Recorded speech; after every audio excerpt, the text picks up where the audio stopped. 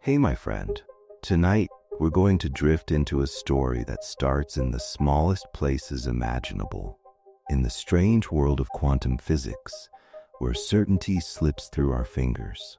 Together, we'll explore how one idea, the uncertainty principle, changed not just science, but the way we think about reality itself. So, settle in, let your mind relax, and let's begin this quiet journey into the limits of what can be known.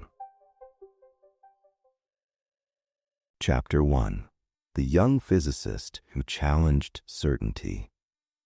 In modern pop culture, the name Heisenberg often conjures the image of Walter White from Breaking Bad, the high school chemistry teacher who chooses that alias as he becomes something unpredictable and hard to pin down. It's more than a sly nod. The real Werner Heisenberg uncovered a precise scientific statement about the limits of what can be known at the same time, a statement that strips away bravado and romantic myths and replaces them with a calm boundary drawn by nature itself. Walter White wears the name to suggest mystery and danger. Heisenberg earned it by showing that even in the most carefully controlled laboratory, some aspects of the world refuse to be sharpened together. The pop culture echo turns out to be apt. The more you try to fix one thing in place, the more another slips away. Not because you are clumsy or careless, but because the world at its smallest scales has rules of its own. Werner Karl Heisenberg was born on December 5, 1901, in Würzburg, Germany, into a household steeped in scholarship. His father, August Heisenberg, was a professor of Greek philology and the home prized languages, music, and disciplined thinking. From early on, Werner divided his attention between the piano and mathematics, a pairing that would leave a mark on the way he approached physics. Music trained him to hear structure and counterpoint. Mathematics trained him to seek exact relations beneath surface appearances. He belonged to a generation that came of age as classical certainties were already beginning to wobble under new evidence. Einstein had shaken the foundations of space and time, and Max Planck's quanta had arrived as an expedient that refused to go away. Yet the prevailing intuition still imagined a universe that, in principle, yielded to unlimited precision if only one had sufficiently delicate instruments and sufficient patience. Heisenberg's formal training began in Munich under Arnold Sommerfeld, a gifted mentor who turned the institute there into a factory of theoretical talent.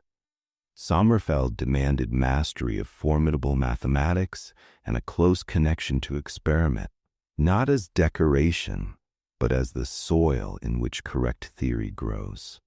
Atomic spectra, fine structure splittings, and the puzzling behavior of electrons in magnetic fields were not background topics. They were the daily bread of students and visitors. Heisenberg's doctoral work, completed in 1923, concerned turbulence and hydrodynamics, but his intellectual center of gravity was already swinging toward the atom's mysteries. He was quick, unafraid to discard well-worn mental pictures, and he had an instinct for asking what a theory truly needs to talk about. A decisive turn came with his visits to Niels Bohr's Institute for Theoretical Physics in Copenhagen. The institute was famous not only for its results, but for its atmosphere. Ideas were rehearsed in long conversations, refined on blackboards, and tested in fierce but generous debate. Bohr's model of the atom had explained much, but not everything, and its mixture of classical orbits with quantum rules felt more like a provisional scaffold than a final structure. Heisenberg arrived full of questions and found in Bohr a mentor who encouraged him to push harder, especially on a principle that would later be called complementarity. The thought that different experimental arrangements, revealed different mutually exclusive aspects of atomic phenomena. If an electron's orbit cannot be observed without destroying the very behavior one hopes to capture, perhaps the idea of an orbit is not fundamental at all. In the summer of 1925, tormented by hay fever, Heisenberg retreated to the North Sea island of Helgoland. The isolation was not just medical relief, it was intellectual clarity. There, away from the distractions of the city and the pollen that made concentrated work a misery, he tried a radical move. Instead of imagining electrons as tiny planets circling a nuclear sun, he built a scheme directly from what could be measured: the frequencies and intensities of light emitted and absorbed by atoms. In that stripped-down approach, the quantities that represented physical magnitudes no longer behaved like ordinary numbers. The order in which you multiplied them mattered. Back on the mainland, Max Born recognized the mathematical structure and, with Heisenberg and Pascual Jordan, turned this insight into the first complete version of quantum mechanics, now called matrix mechanics. It worked decisively. Without invoking orbits, it reproduced the spectral lines that had defied earlier attempts, and it did so with a precision that earned immediate respect. The new mechanics demanded a fresh way of describing nature. In classical physics, a point particle has, at each moment, a definite position and a definite momentum. We may not know those values, but in principle they exist together, waiting to be revealed. In the quantum theory Heisenberg helped build, the very logic of description changes. The quantities that stand in for position and momentum cannot both be sharpened arbitrarily at the same time in the same state, not because of clumsy measurement, but because of the way those quantities fit together in the theory. Trajectories, continuous curves through space and time, lose their status as the fundamental description. Instead, we speak of states and operators, of preparations and outcomes, and of probabilities that are built into the very syntax of the theory, rather than appended as a confession of defeat. In early 1926, Erwin Schrödinger introduced wave mechanics, a mathematically equivalent but more picturable approach that described the atom in terms of waves spread out in space. For a moment it seemed as though quantum theory could be returned to a familiar image: continuity, undulation, and resonance. But Max Born intervened with an interpretation that restored the radical edge. The wave function, he proposed, is not a physical smear of charge. It is a device for computing probabilities of different measurement results. With that, quantum mechanics became not a new kind of medium, but a new kind of law, one that speaks in measured chances rather than certainties. Heisenberg welcomed any mathematics that worked, but he remained steady on a central point. The theory must be articulated in terms of observables and the conditions under which they are obtained. In 1927, Heisenberg distilled the new logic into a crisp principle. Some pairs of physical quantities are complementary. Arranging an experiment to sharpen your knowledge of one necessarily blurs your knowledge of the other. Position and momentum are the canonical example. If you prepare a system so that its position is extremely well localized, the spread in its possible momenta grows. If you prepare its momentum with great precision, its position becomes correspondingly diffuse. This is not a statement about faulty equipment. It is a structural limit, a boundary that arises from the wave-like character of matter and the non-commuting way the corresponding quantities enter the theory. In practice, it means that the world does not permit a state in which both position and momentum are simultaneously exact. Heisenberg often used a vivid thought experiment, the gamma-ray microscope, to make the point without invoking the full machinery of the mathematics.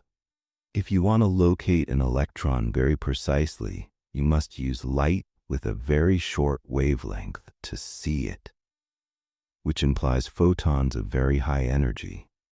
Those photons will jolt the electron and scramble its momentum. If you want to disturb the momentum less, you must use longer wavelength light, and then your position measurement becomes coarser.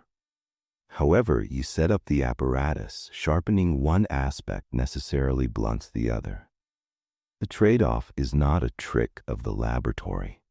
It is the laboratory's echo of a deeper fact about how the microscopic world is put together. That same year, the Solvay Conference in Brussels became the debating hall for the new physics.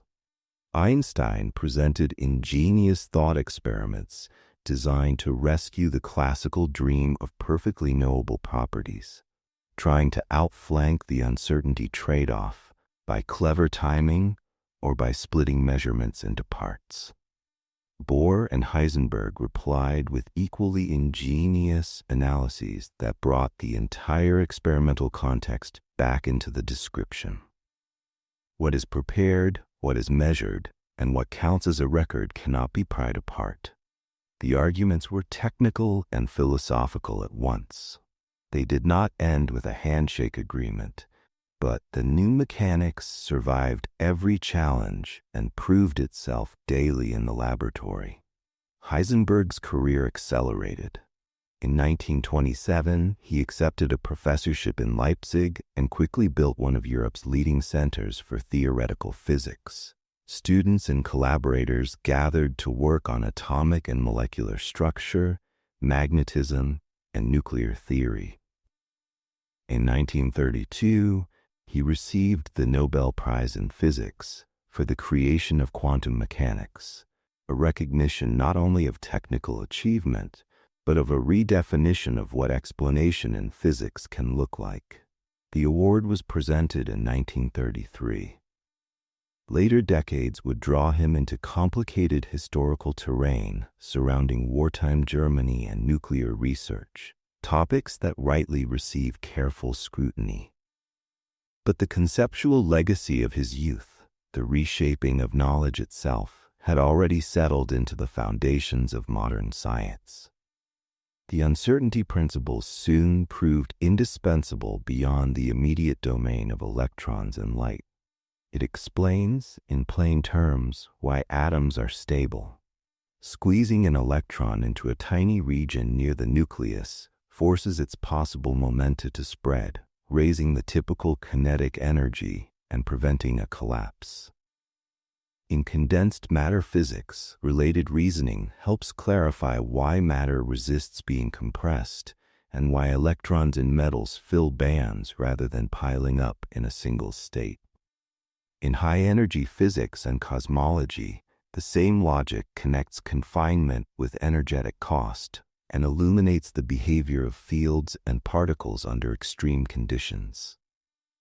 None of this relies on philosophical fog. It is a chain of quantitative inferences anchored to experiments, and the principle sits at each link of that chain. What makes Heisenberg's youthful achievement compelling is the method as much as the result. He let go of intuitive pictures that had served for generations and replaced them with abstractions that few could visualize, but many could test. He did not claim that reality vanishes when we do not look, nor did he reduce physics to wordplay about observation. He insisted on an operational honesty. Say what is prepared, say what is measured, calculate the probabilities of outcomes, and refrain from supplementing the account with imagery that cannot be cashed out in experiment. That discipline made it possible to speak clearly about limits without lapsing into mysticism or fatalism. Seen from today's laboratories, Heisenberg's insight looks prescient rather than paradoxical. Experimentalists now trap and cool single atoms, coax molecules large enough to be seen under microscopes into showing quantum interference, and engineer devices whose sensitivity is limited only by quantum fluctuations. The trade-offs built into the uncertainty principle are part of the everyday grammar of precision measurement. When teams design gravitational wave detectors, they speak of quantum backaction and standard quantum limits. When quantum engineers balance readout speed against qubit coherence, they are navigating the same boundary Heisenberg marked. The principle is no longer an occasion for surprise, it is a dependable guide. The name Heisenberg persists in popular culture because it speaks to a human truth as well as a physical one. Walter White chose the alias to project ambiguity and control, but the deeper resonance is about how any sharp portrait leaves something out. The more we try to nail down a person's motives or forecast a future without error bars, the easier it is to be blindsided by change. The scientific principle is not a metaphor by intention, yet it becomes one because its structure is so clear. There are limits to what can be defined together. A life lived under that sign is not a life without knowledge. It is a life that knows how knowledge is framed. If we trace the thread back to the young man in Copenhagen and on Helgeland, we see a blend of discipline and imagination that made the advance possible. Heisenberg respected data and demanded that theories be answerable to measurement, but he also allowed himself to suspect that familiar words, trajectory, orbit, path, might be the wrong words for the atomic world. That small act of linguistic courage opened space for a more faithful theory. It would be a mistake to tell the story as if it were solitary triumph. Heisenberg's breakthroughs were shaped by interlocutors: Bohr's probing, Born's mathematical insight, Jordan's facility, and the competition and complementarity with Schrödinger's wave mechanics. The new physics was a chorus, but Heisenberg set its key. By the time he articulated the uncertainty principle, he had internalized a lesson that still guides good practice. What cannot be observed with meaningful precision at the same time should not be treated as if it were. The principle condensed that lesson into a tool working physicists could use. In real laboratories, you see it in the way apparatuses are designed. Arrange the equipment to determine one property very sharply, and you plan around the necessary blur in its partner. Accept the blur, and you can refine the other. No lament is needed. The trade-off is the path to the best possible information about the question you actually ask. For anyone settling into a calm exploration of science, the story of the young Heisenberg is an invitation to relax the grip of everyday intuition and trust a deeper kind of clarity.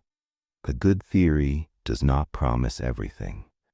It promises what it can predict and explains why some questions resist being answered together. In that sense, the uncertainty principle is not a defeat.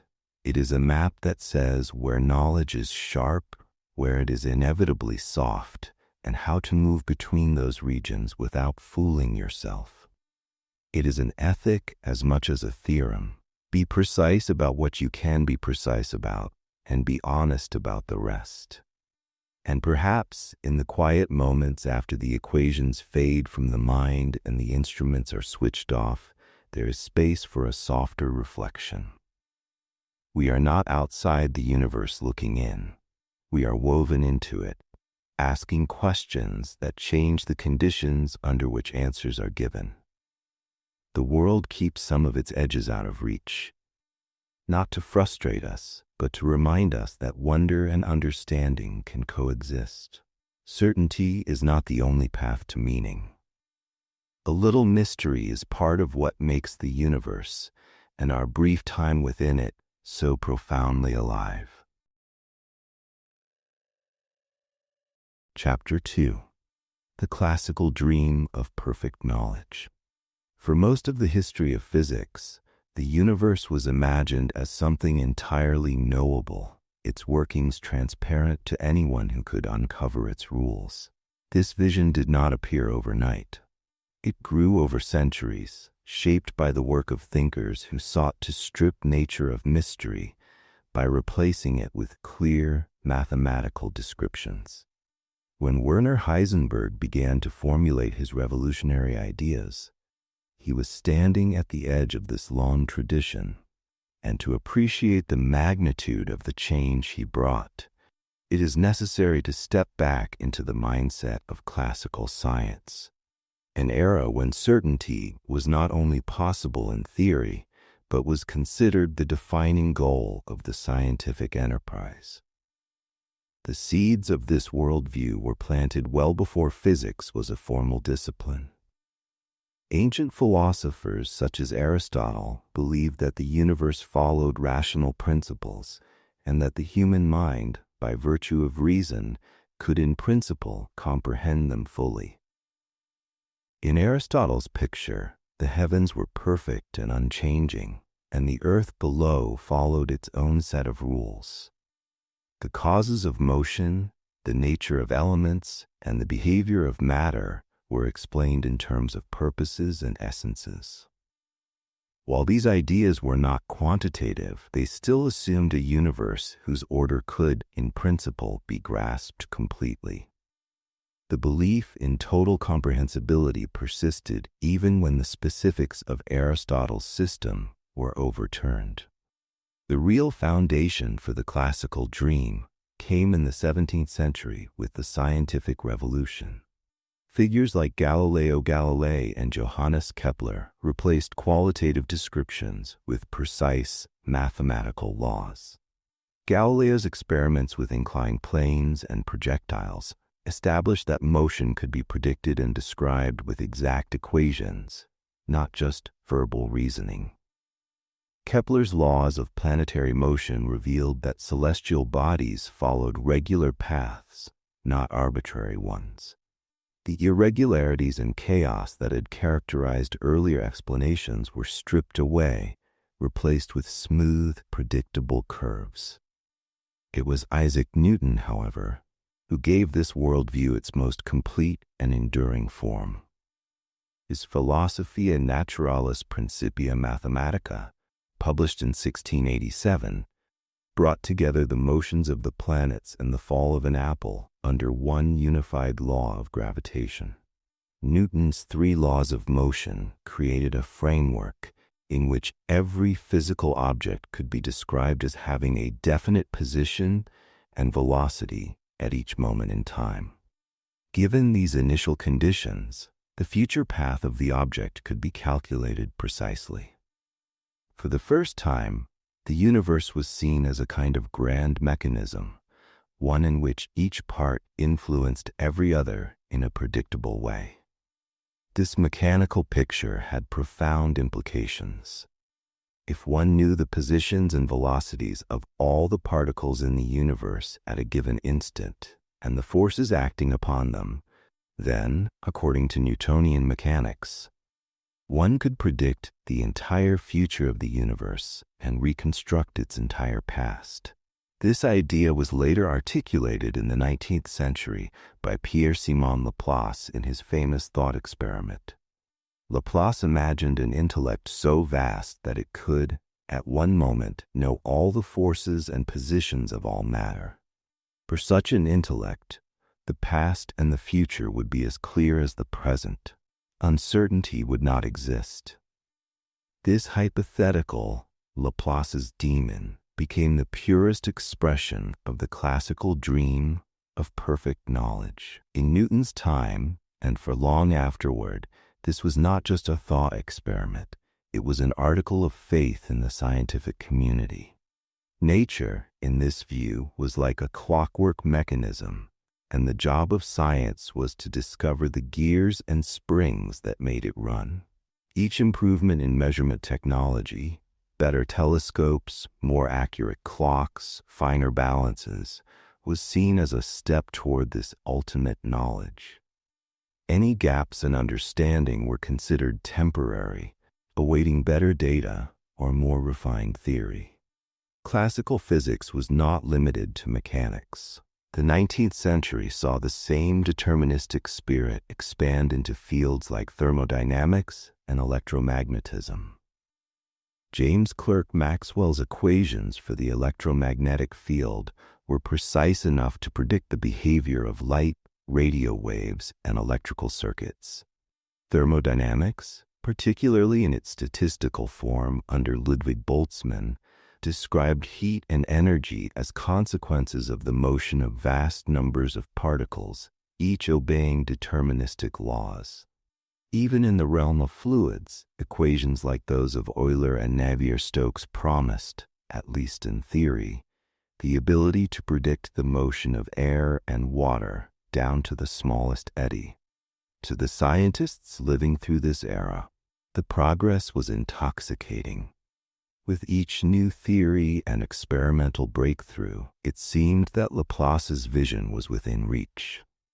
If planets, pendulums, and electric currents could be predicted exactly, why not everything else? The human body could be studied as a machine of muscles and levers. The brain, some speculated, might one day be understood entirely in terms of chemical and electrical activity.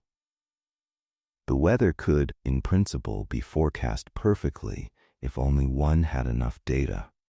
The world appeared to be a vast ledger of causes and effects, and with enough patience and ingenuity, the ledger could be read in its entirety. This belief had a philosophical side as well.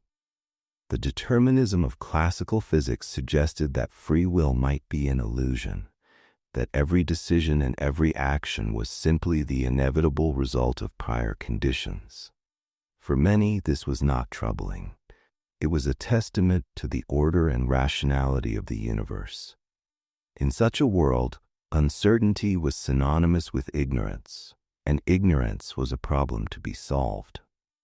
The only limits on knowledge were practical ones: the difficulty of collecting all the necessary measurements, the imperfection of instruments, or the complexity of calculations.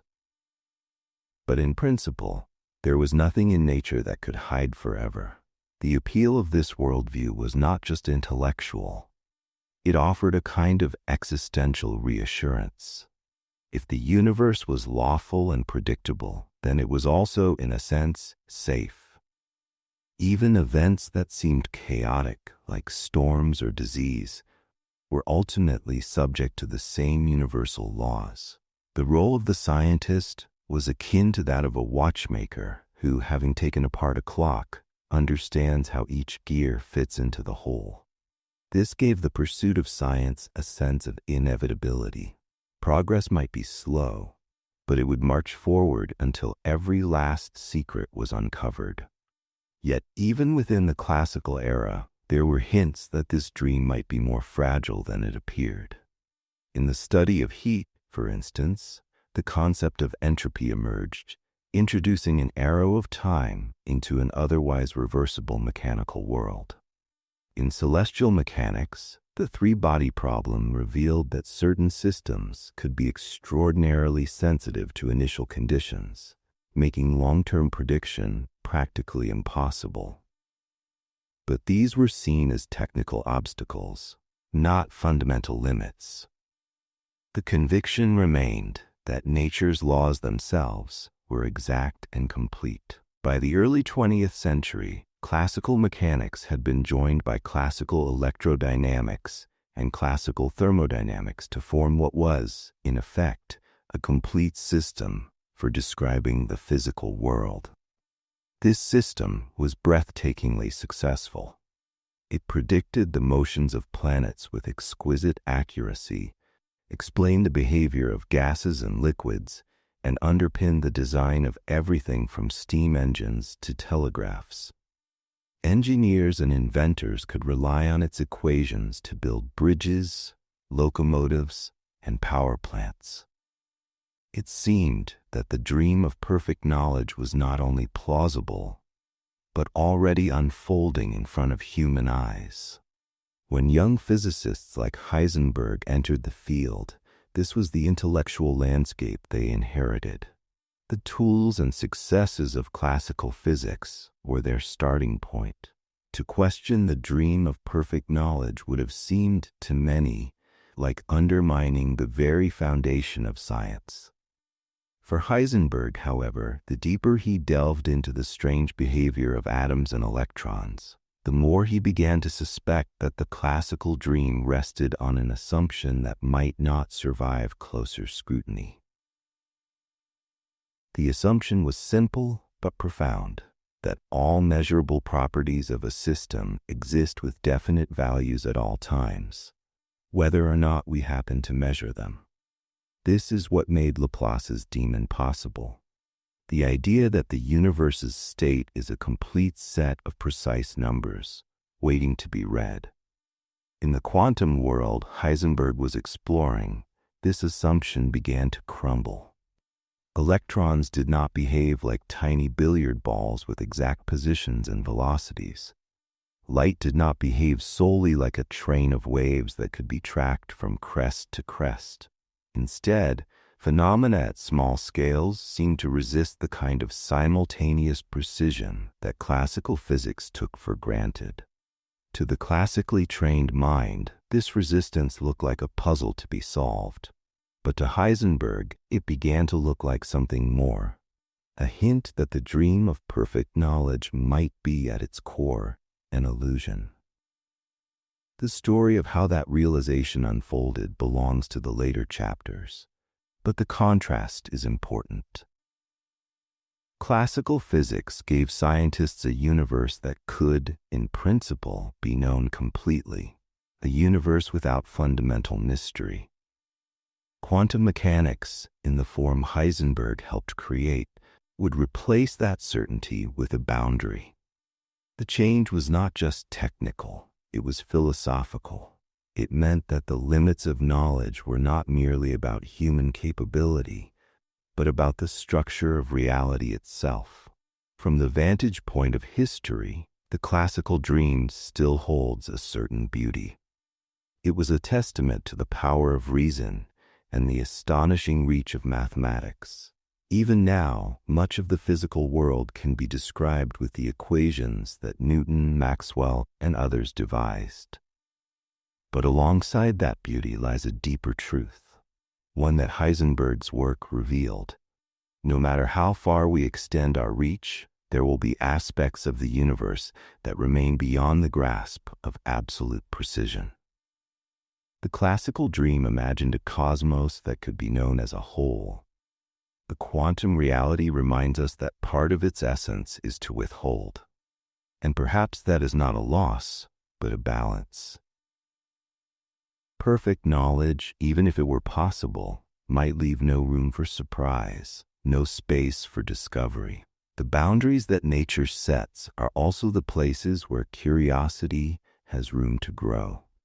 In the quiet gap between what can be known and what must remain uncertain, the universe preserves a kind of openness, a reminder that, for all our progress, we are still participants in a story that is larger than we can ever fully tell. Chapter 3. Quantum Beginnings. A New World Emerges. By the dawn of the 20th century, the classical dream of a fully knowable, perfectly predictable universe stood as one of science's greatest achievements. It had carried humanity from the slow motions of planets to the fast rotations of turbines, from the structure of bridges to the path of projectiles, all with an assurance that nature's workings were accessible to reason and calculation. Yet, even in this golden age of classical theory, faint cracks had begun to appear. Cracks that hinted at phenomena no amount of refinement could reconcile with Newtonian precision. The first of these came not from the depths of the atom, but from a problem as old as the study of heat and light itself: black-body radiation. A black body is an idealized object that absorbs all incident radiation and re-emits energy solely as a function of its temperature. In the late 19th century, physicists attempted to predict the spectrum of radiation emitted by such a body. Classical theories built on the assumption that electromagnetic waves in a cavity could have any energy and that energy was shared equally among them led to a nonsensical conclusion, the so-called ultraviolet catastrophe. At high frequencies, the predicted energy output diverged to infinity, an absurdity that experiments flatly contradicted. In 1900, Max Planck approached this problem with a proposal that seemed at first a mere mathematical trick.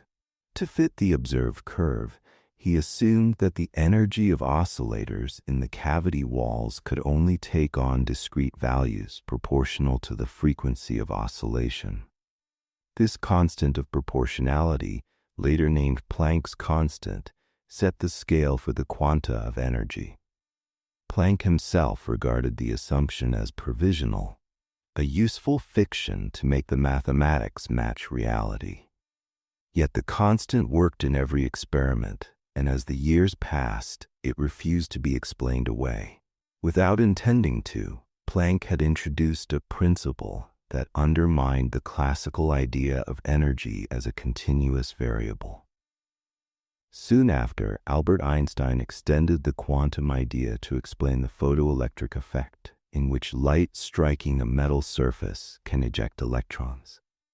Classical wave theory predicted that the energy of ejected electrons should depend on the intensity of the light, with a delay before emission if the light were weak.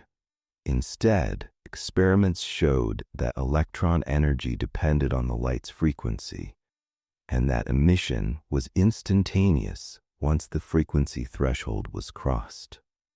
Einstein proposed that light itself came in discrete packets, photons, each carrying a quantum of energy proportional to its frequency.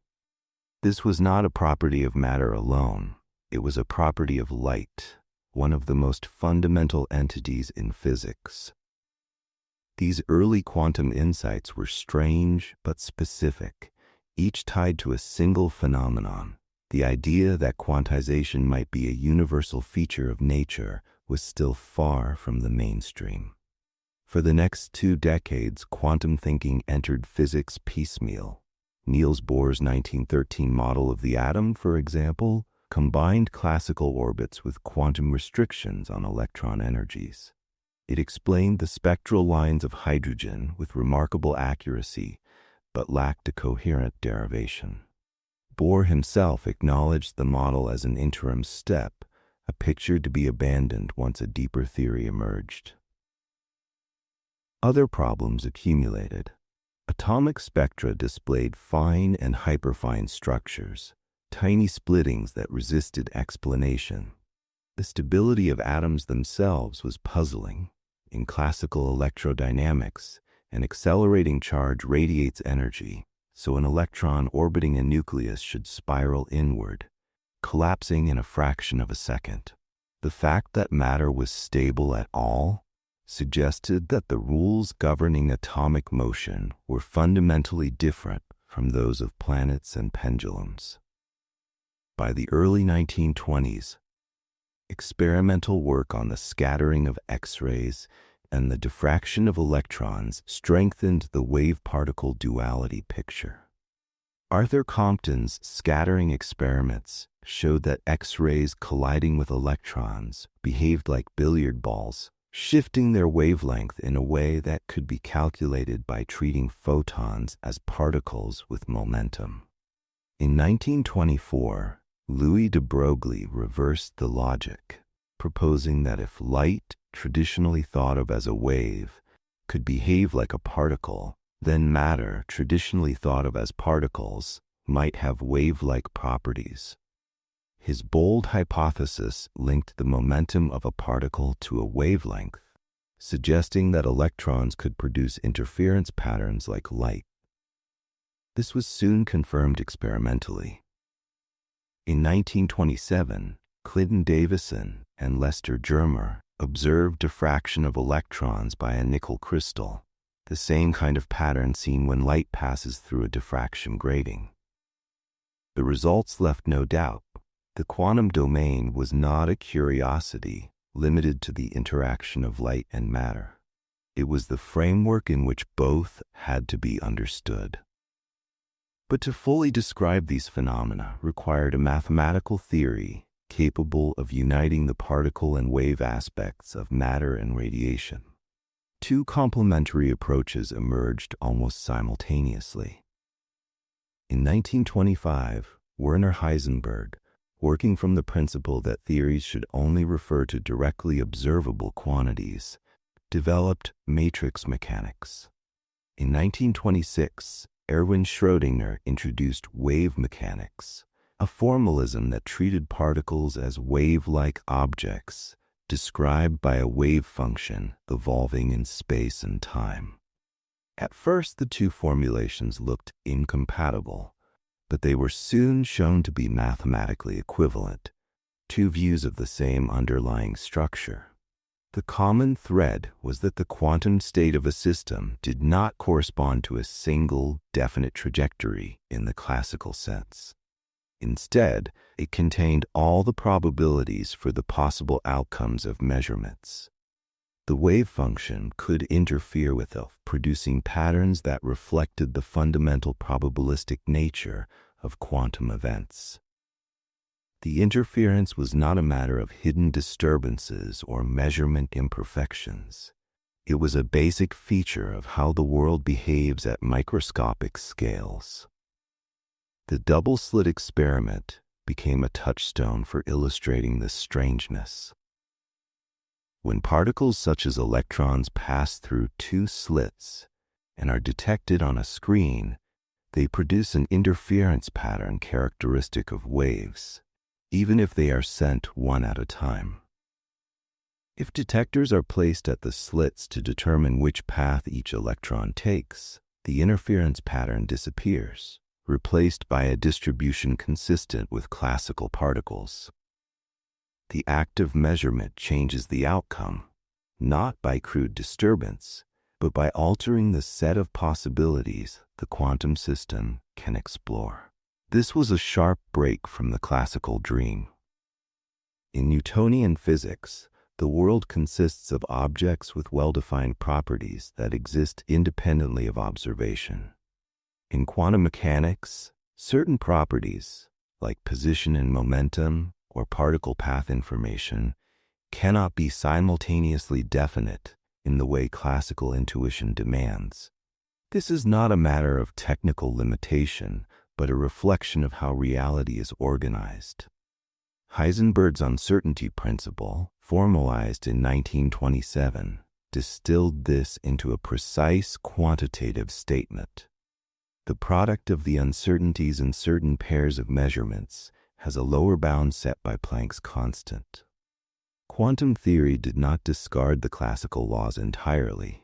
At large scales or for systems with large quantum numbers, the predictions of quantum mechanics merged smoothly into classical mechanics.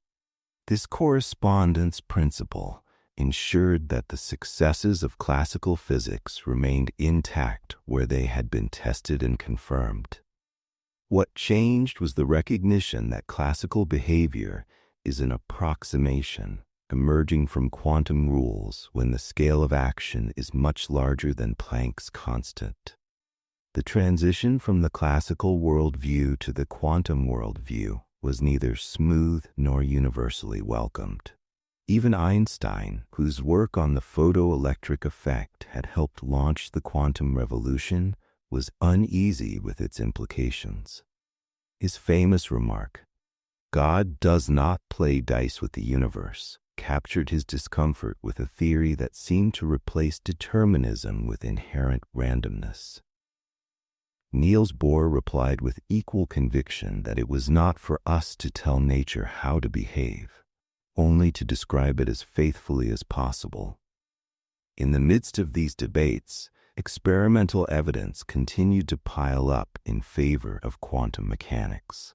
The structure of atoms and molecules, the behavior of semiconductors, the stability of matter, and the spectrum of radiation from stars all found consistent explanation within the quantum framework. The theory's predictive power was unlike anything that had come before, and its mathematical structure resisted any attempt to recast it in purely classical terms. By the late 1920s, it was clear that a new scientific paradigm had emerged. This was not merely an addition to classical theory, it was a redefinition of what it meant to describe the physical world. In the classical dream, uncertainty was a temporary inconvenience, and measurement was a passive act of revealing pre-existing facts. In the quantum reality, uncertainty was intrinsic, and measurement was an active participant in the unfolding of events. The role of the observer, once negligible, became part of the discussion, not in the sense of human consciousness controlling outcomes, but in the sense that the design of an experiment shapes what can be meaningfully said about a system. For Heisenberg and his contemporaries, this was not an abandonment of the scientific spirit, but an expansion of it. The goal remained to describe nature with the greatest possible precision, but precision was now understood in a different way, bound by the limits that the quantum rules themselves impose. The universe was still lawful, still governed by equations of motion and conservation principles. What had changed was the nature of those laws and the recognition that they speak in the language of probabilities rather than certainties. In historical retrospect, the emergence of quantum mechanics stands as one of the most profound intellectual shifts in human thought. It redefined the concepts of reality, causality, and knowledge. It forced physicists to accept that some questions have no precise answer because the very structure of nature does not permit one. This acceptance did not diminish the power of science. On the contrary, it opened the door to technologies, from lasers to transistors to quantum computers, that rely directly on quantum effects. Perhaps the deepest change was in the way humans saw their relationship to the cosmos. The classical dream placed us in the role of detached spectators, mapping a world whose properties existed independently of our inquiry. The quantum beginning made us participants in a subtler dance, where the questions we choose to ask shape the range of answers we can receive. It was, and remains, a humbling realization that the world at its foundation is not a fixed set of facts awaiting discovery, but a tapestry woven from possibilities, stitched together by the act of interaction itself. Chapter 4. The Principle That Changed Everything. By the late 1920s, quantum mechanics had matured from a set of puzzling, isolated phenomena into a coherent theory. Schrödinger's wave mechanics and Heisenberg's matrix mechanics had been shown to be equivalent, and both had proven their power in explaining the structure of atoms and the behavior of electrons. Yet for all its successes, the new theory still seemed to lack a clear, intuitive statement of just how radically it departed from classical ideas about the physical world. That statement came in 1927, when Werner Heisenberg articulated what would become known as the uncertainty principle. The principle was deceptively simple to express. There are pairs of physical properties, most famously position and momentum, that cannot both be known to arbitrary precision at the same time. The more accurately you determine one, the less accurately you can know the other. This was not a warning about clumsy measurements or a technical problem to be solved with better instruments. It was a declaration that the structure of reality itself imposes this limit. In one stroke, Heisenberg reframed the idea of what it means to know something in physics. In the classical worldview, a particle has at any given moment a definite position and momentum, whether or not anyone is measuring them. If you fail to measure both with precision, that is your limitation, not nature's. The uncertainty principle shattered that assumption. In quantum mechanics, certain properties do not exist in a definite form until the conditions of the experiment define them. You can measure position as precisely as you wish, but in doing so, you necessarily leave momentum undefined within certain bounds. Likewise, if you choose to determine momentum very precisely, the particle's position becomes inherently uncertain. The origin of the uncertainty principle lay in the mathematical structure of quantum theory itself. In the framework of wave mechanics, a particle's position is described by a probability amplitude spread out in space. The narrower you make that spread, confining the particle's location, the more widely distributed its possible momenta become. This is not a statement of ignorance. It is the direct result of how wave-like functions behave. In Fourier analysis, which underlies much of wave theory, a function localized in one domain, like position, is necessarily broad in its conjugate domain, like momentum. The quantum mechanical operators that represent these observables do not commute, and from this non-commutativity, the uncertainty relation emerges naturally. Heisenberg recognized that this abstract mathematical relationship had profound physical meaning. He often illustrated it with a thought experiment, the gamma-ray microscope. Imagine trying to locate an electron using very short wavelength light. The shorter the wavelength, the more accurately you can pinpoint its position. But photons with such short wavelengths carry high energy and momentum. When they strike the electron, they impart an unpredictable kick that changes its momentum by an amount directly related to the accuracy of your position measurement. If you use longer wavelength photons to disturb the momentum less, your position measurement inevitably becomes fuzzier. Although this example seems to focus on disturbance by measurement, Heisenberg was clear that the underlying limitation did not depend on the physical act of observation. Even without imagining a photon striking an electron, the mathematics of quantum theory predicts that no quantum state can have both position and momentum defined with arbitrary precision. The principle applies not only to position and momentum, but to other pairs of quantities linked in the same way, such as energy and time, or different components of angular momentum. This was a revolutionary statement because it implied that the classical goal of perfect knowledge, the dream of Laplace's demon, was fundamentally unattainable.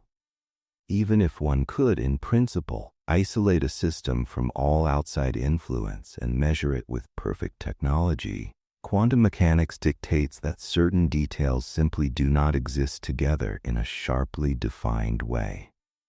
The uncertainty principle is not about what we fail to see. It is about what reality refuses to supply. For many physicists of the time, this was not an easy truth to accept. Einstein, in particular, resisted the idea that uncertainty was intrinsic. He suspected that quantum mechanics might be incomplete, that the apparent randomness and limits on precision were artifacts of a theory that had not yet revealed its hidden variables. Bohr, on the other hand, embraced the principle as a natural expression of complementarity. The idea that different experimental setups reveal different, mutually exclusive aspects of quantum systems. For Bohr, it was not a matter of particles being fuzzy in a physical sense. Rather, the concepts of position and momentum are themselves defined through the experiments we perform, and those definitions impose natural limits. Heisenberg's principle quickly proved its worth in explaining the stability of matter. In classical electromagnetism, an electron orbiting a nucleus should radiate energy continuously, spiraling inward until it crashes into the nucleus. Quantum mechanics, with the uncertainty principle at its core, prevents this collapse. confining an electron close to the nucleus increases its momentum uncertainty, raising its average kinetic energy in a way that balances the attractive force. This delicate interplay ensures that atoms have stable sizes and energies. Without uncertainty, the universe as we know it, with its chemistry, solids, and biological structures, could not exist. Beyond atoms, the principle plays a role in the behavior of macroscopic systems. In condensed matter physics, the resistance of matter to compression is partly a quantum effect. Squeezing particles into a smaller volume increases their momentum uncertainty, creating an effective pressure. In astrophysics, this pressure explains why white dwarf stars can resist gravitational collapse up to the Chandrasekhar limit, and why neutron stars, supported by a similar principle applied to neutrons, can exist without immediately becoming black holes. The uncertainty principle also set the stage for modern developments in quantum technology. In precision measurement, it defines what is known as the standard quantum limit. Devices like gravitational wave detectors must contend with the fact that reducing uncertainty in one measurement channel increases it in another. Quantum optics experiments exploit squeezed states of light to redistribute uncertainty, reducing it in one variable while increasing it in its conjugate partner to improve sensitivity for specific applications. The principle is not just a philosophical curiosity. It is a quantitative tool guiding how experiments are designed and how data is interpreted. Despite its central role, the uncertainty principle has often been misunderstood outside physics. In popular culture, it is sometimes taken to mean that observation changes reality in a mystical sense, or that everything is fundamentally unpredictable in a chaotic way.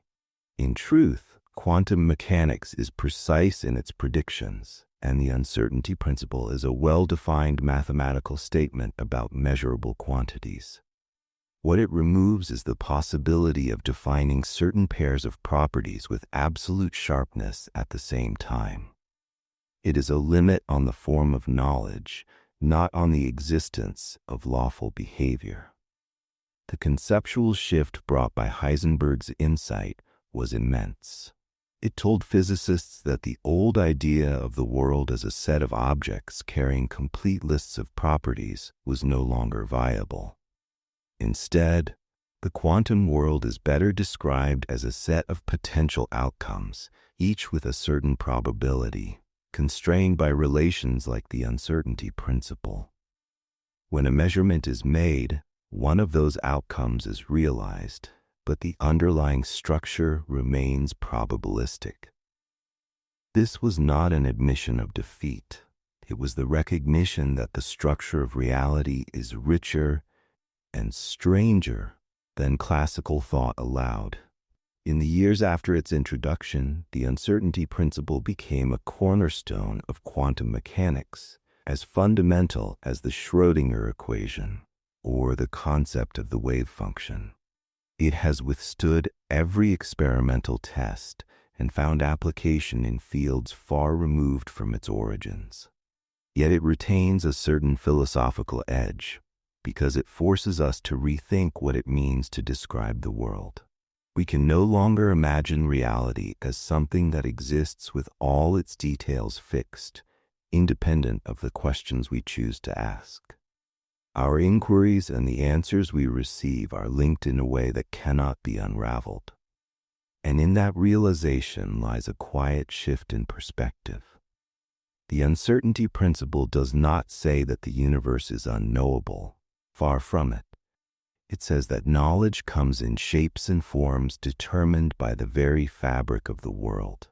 To live and think in such a universe is to accept that mystery is not an obstacle to be eliminated, but a structural feature of reality.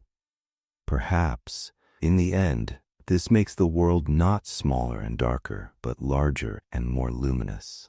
A place where certainty has its place, but so too does the beauty of what will always remain just beyond our grasp. Chapter 5. The Mathematics of Uncertainty Without the Headache. The uncertainty principle is often introduced through simple thought experiments like Heisenberg's gamma-ray microscope, which help convey the intuition that measuring one quantity with greater precision inevitably disturbs another.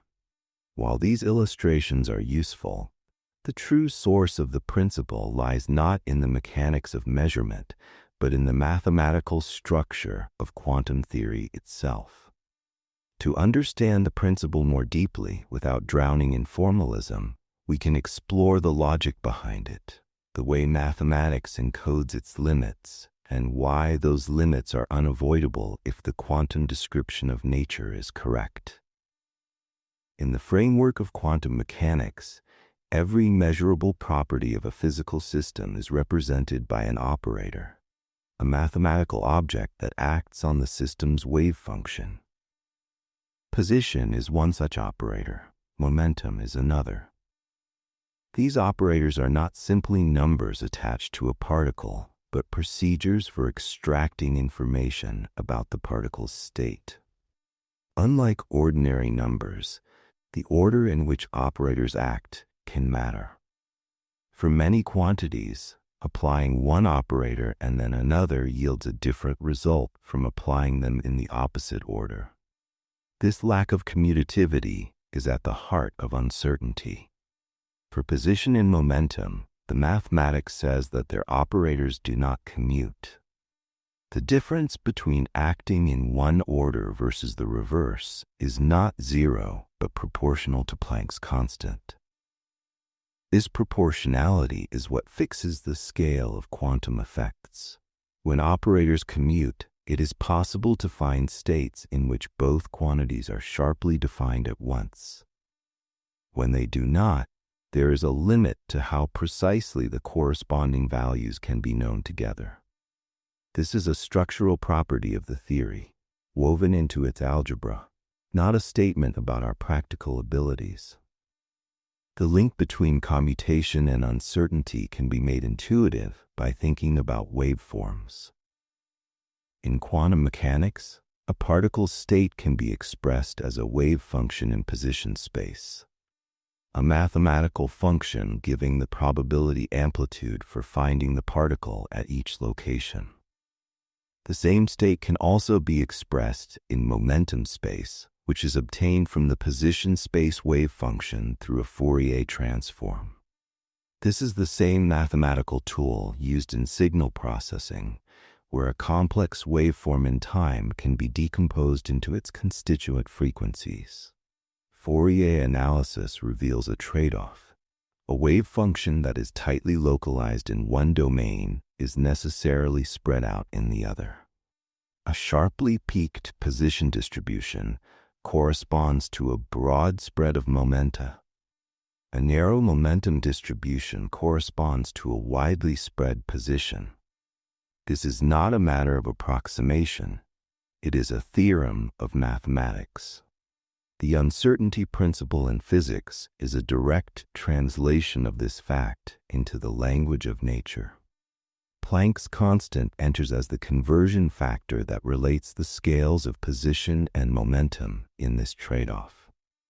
This viewpoint helps make sense of the principle without invoking the act of measurement at all. Even before any observer comes into play, the quantum state itself encodes certain spreads, uncertainties, in the possible outcomes of measurements. The wave function is not a hidden record of exact values, but a catalog of probabilities. Trying to make one probability distribution as narrow as possible necessarily broadens its conjugate partner. This interplay is an intrinsic feature of wave-like descriptions. The mathematics also shows that the uncertainty principle is not restricted to position and momentum. Any pair of quantities represented by non-commuting operators will be subject to a similar trade-off, with a limit set by the size of their commutator. This includes energy and time in a slightly different formulation, different components of angular momentum, and various quantities in quantum optics. In each case, the principle tells us that the more we focus our description along one axis of this abstract space of possibilities, the less sharp our description becomes along the other. It is important to emphasize that the principle does not say that all quantities are uncertain, or that quantum mechanics is somehow vague or incomplete. Many properties can be known with arbitrary precision, but only if their corresponding operators commute. If two operators commute, we can construct states in which both have exact, simultaneous values. This is why, for instance, it is possible to know a particle's energy and its angular momentum along a certain axis exactly at the same time. The uncertainty principle applies only to pairs of quantities that are mathematically bound together through non-commutativity. In practical terms, the uncertainty principle can be expressed through an inequality involving the statistical spreads, the standard deviations, of the results obtained by measuring two quantities on identically prepared systems. The product of these spreads is bounded from below by a constant proportional to Planck's constant. This is the clean, formal statement of the principle, and it has been verified in countless experiments. But its real power lies in the way it reframes the concept of a physical state. In classical mechanics, a state is a point in phase space, defined by the exact values of all positions and momenta. The entire future and past of the system can, in principle, be traced from this point. In quantum mechanics, a state is represented by a wave function which spreads across phase space in a way constrained by the uncertainty principle. There is no single point that captures all the information. Instead, there is a region, a cloud of probability, whose extent in one direction is inversely related to its extent in another. The shape of this region can vary, but its minimum area is fixed by Planck's constant. This reinterpretation has practical consequences. In the design of experiments, physicists must decide which variables to measure and how to prepare systems so that the uncertainties are distributed in useful ways. In quantum optics, squeezed states are engineered to reduce uncertainty in one variable, like the phase of light, at the cost of increasing it in its conjugate, like amplitude. In particle accelerators, beams are focused in ways that manage the trade-off between spatial localization and momentum spread. The principle is a working tool, not merely a philosophical musing. It also underpins many of the limits in quantum metrology, the science of making the most precise measurements possible.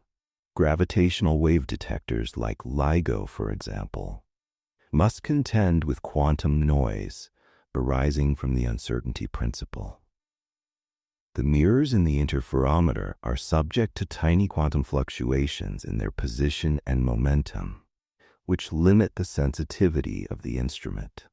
Techniques to push beyond the standard quantum limit rely on reshaping the uncertainties, reducing them in the measurement-relevant variable while accepting a penalty elsewhere.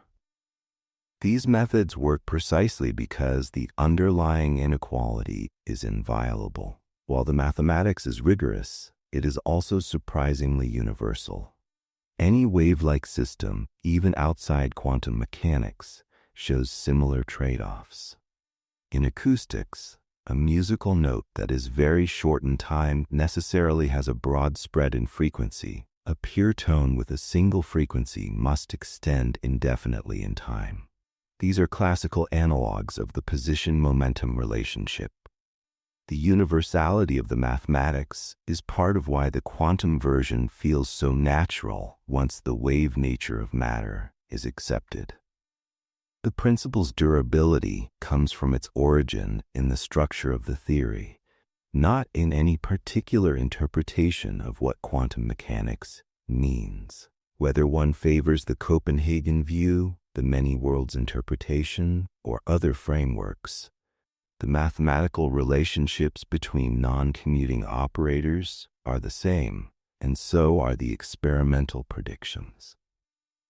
This makes the uncertainty principle one of the least controversial statements in quantum theory, even as its philosophical implications remain fertile ground for debate. One subtlety worth noting is that the uncertainty principle is about the spreads and outcomes for identically prepared systems, not about the disturbance caused by a single measurement. It is possible to measure position very accurately in one experiment and momentum very accurately in another, using different copies of the system. What is impossible is to prepare a state in which both position and momentum are sharply defined at the same time. This distinction is important because it shifts the focus from the act of measurement to the nature of the state itself. Another subtle point is that the principle sets a lower bound on the product of uncertainties, not a fixed value. In many cases, the product is larger than the minimum, depending on the details of the state. The minimum is achieved for special states known as minimum uncertainty states, of which the Gaussian wave packet is the most famous example. These states are as close as quantum mechanics allows to the classical ideal, with the uncertainties balanced to saturate the inequality. Understanding and generating such states is a key part of quantum control in both fundamental research and technological applications. The clarity of the mathematics brings a certain elegance to the uncertainty principle. It is not an add-on to the theory, nor an arbitrary rule. It emerges naturally from the basic postulates of quantum mechanics, in which physical observables are operators and states are vectors in a complex Hilbert space. The non-commutativity of certain operators is as fundamental as the linearity of the space or the conservation of probability. In this way, the uncertainty principle is not merely a feature of the theory. It is one of its structural pillars. Reflecting on this, one might see the uncertainty principle not as a barrier, but as a form of symmetry, a balancing act between different aspects of reality. The mathematics enforces a kind of fairness. Sharpen one aspect and another must broaden, not out of malice, but because the two are inextricably linked. This is not a flaw in our understanding. It is the way the universe is written at its most basic level. And perhaps that is the quiet beauty in Heisenberg's insight. The mathematics does not simply describe what we can measure. It encodes what it means for something to be measurable at all. It tells us that the shape of knowledge is set by the shape of the world, and that precision is always a matter of balance. In that balance lies a reminder that even in the most exact sciences, there is room for humility and for wonder at the boundaries that define the possible. Chapter 6. Seeing the Principle in Action. The uncertainty principle, as we have explored it so far, might sound abstract, a mathematical rule about spreads and probability distributions, or an algebraic property of operators that refuse to commute. Yet one of its enduring strengths is that it does not live solely in the realm of theory. It can be seen, measured, and confirmed in experiments, both at the smallest scales and in surprisingly large systems. The principle's predictions are not vague philosophical statements. They yield numerical limits that laboratory results match again and again.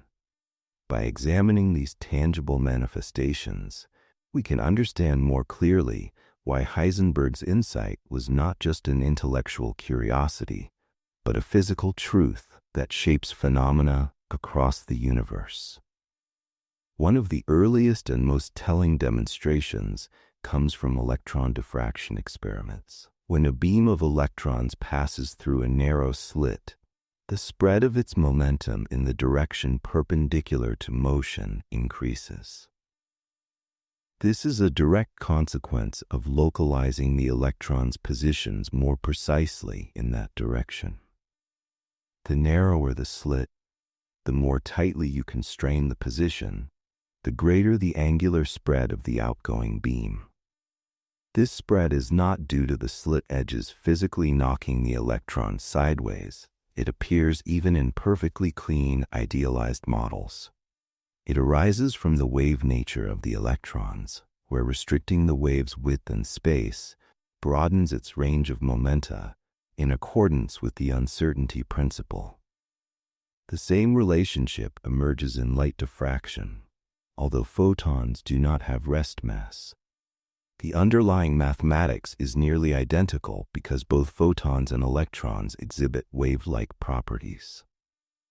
In both cases, the product of the uncertainty in position related to the slit width and the uncertainty in momentum related to the spread of the diffraction pattern is on the order of Planck's constant.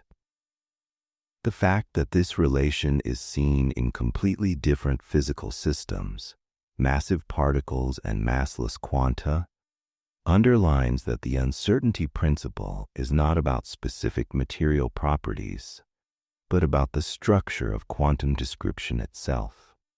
Another striking example is the stability of atoms, which we touched on in earlier chapters, but can now appreciate with greater clarity. In a hydrogen atom, the electron is bound to the proton by the Coulomb attraction. Classical physics would suggest that the electron, being in orbit, should radiate energy and spiral inward, collapsing into the nucleus. Quantum mechanics, with the uncertainty principle at its heart, tells a different story. If the electron were confined extremely close to the nucleus, its position would be very well defined, and so its momentum uncertainty and thus its kinetic energy would become extremely large. This large kinetic energy counteracts the attractive force, establishing a stable orbit or region where the electron's probability density is highest. The Bohr radius, which sets the characteristic size of the hydrogen atom, can be estimated by balancing these two tendencies: localization that raises kinetic energy and attraction that pulls the electron inward. The result is not only consistent with experiment, but essential for the existence of matter as we know it. In solid-state physics, the principle is visible in the behavior of electrons in metals and semiconductors. Electrons in a crystal occupy states described by quantum numbers, and the Pauli exclusion principle prevents them from all sitting in the lowest energy state. Even at absolute zero, electrons fill a range of momentum states up to the so-called Fermi momentum. This is another manifestation of the uncertainty principle. Confining many electrons within the finite volume of a crystal forces their momentum distribution to spread out. The resulting Fermi pressure contributes to the mechanical stability of the material and influences its electrical and thermal properties. On a vastly larger scale, the same reasoning explains the structure of white dwarf stars. These compact remnants of stellar evolution are composed mostly of carbon and oxygen nuclei, surrounded by a degenerate gas of electrons. Gravity tries to compress the star further, but squeezing the electrons into a smaller volume increases their momentum uncertainty, and thus their kinetic energy, generating an outward pressure that resists collapse. This quantum degeneracy pressure, rooted in both the Pauli exclusion principle and Heisenberg's uncertainty principle, halts the star's contraction until it reaches a stable configuration. Observations of white dwarf masses and radii match the predictions derived from this quantum balance, confirming that the principle operates on scales far beyond the laboratory. In neutron stars, an even more extreme environment, it is the neutrons themselves, fermions like electrons, that provide the degeneracy pressure. The uncertainty principle tells us that confining neutrons into such a small radius requires a huge spread in momentum, creating the enormous pressures that keep the star from collapsing into a black hole, at least below the Tolman-Oppenheimer-Volkoff limit. In both white dwarfs and neutron stars, the limits imposed by quantum mechanics are not just measurable. They decide the fate of astrophysical objects. Laboratory experiments in quantum optics provide another rich field for seeing the uncertainty principle in action. Light has two conjugate variables, often described as quadratures, analogous to position and momentum. One quadrature might correspond to the amplitude of the light wave, and the other to its phase. The uncertainties in these quadratures are constrained by the same kind of inequality as position and momentum. Laser light in a coherent state has equal uncertainties in both quadratures, at the minimum allowed by quantum mechanics. However, it is possible to prepare squeezed states where the uncertainty in one quadrature is reduced below the standard quantum limit, at the expense of increased uncertainty in the other. This is not a violation of the principle, but a demonstration of its flexibility. The total product of uncertainties still satisfies the inequality. Such squeezed states have practical applications, for example, in enhancing the sensitivity of gravitational wave detectors by reducing noise in the quadrature that matters most for the measurement. In high-energy physics, particle accelerators also confront the uncertainty principle. To probe the internal structure of protons, electrons must be focused into beams with extremely small cross-sectional areas. This spatial localization increases the spread in their transverse momenta, affecting how the collisions occur. Beam design is therefore a balancing act between the desire for high spatial resolution and the consequences of increased momentum spread. The uncertainty principle is not just a background constraint. It is a central part of the engineering problem. Even in the realm of ultra-cold atoms, systems cooled to billionths of a degree above absolute zero, the principle asserts itself. Bose-Einstein condensates, for example, are collections of atoms occupying the same quantum state. When trapped in a potential well, the condensate's spatial confinement determines its momentum spread. Loosening the trap allows the condensate to expand, narrowing its momentum distribution. Tightening the trap does the opposite. Measurements of the cloud's expansion rates after release match the predictions derived from uncertainty relations, providing a beautiful tabletop confirmation of quantum principles. One often overlooked but conceptually illuminating demonstration involves single photons or electrons in double-slit experiments. If you attempt to determine which slit the particle passed through, you localize it in position to within roughly the slit separation. The momentum uncertainty introduced by this localization is enough to wash out the interference pattern that would otherwise form on the detection screen. This is not simply because the measurement physically kicks the particle, but because the act of determining the path changes the set of possible states in a way consistent with the uncertainty principle. The visibility of the interference fringes and the knowledge of the path information are quantitatively related. Sharpen one and the other fades. These examples, drawn from different corners of physics, all point to the same conclusion. The uncertainty principle is not a philosophical decoration on top of quantum mechanics. It is an operational rule that nature follows without exception. Whether in the flight of electrons through a crystal, the light from a laser, the crushed matter of a dead star, or the probabilities of a particle's path, the same inequality emerges. And when experiments are pushed to the limits of precision, the uncertainty principle is there, setting the scale of what can be known together. It is worth noting that these demonstrations also help dispel some popular misconceptions. The uncertainty principle is not about the incompetence of experimentalists or the interference of clumsy measurement devices. In fact, many of the best demonstrations deliberately minimize physical disturbance, yet still reveal the predicted trade-offs.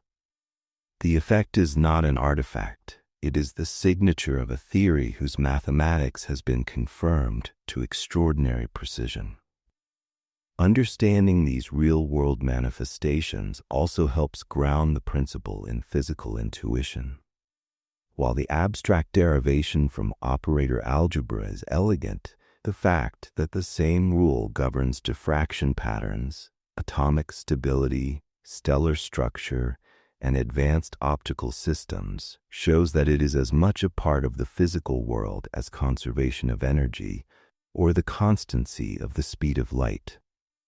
Its universality is one reason why the uncertainty principle remains one of the most recognizable features of modern physics.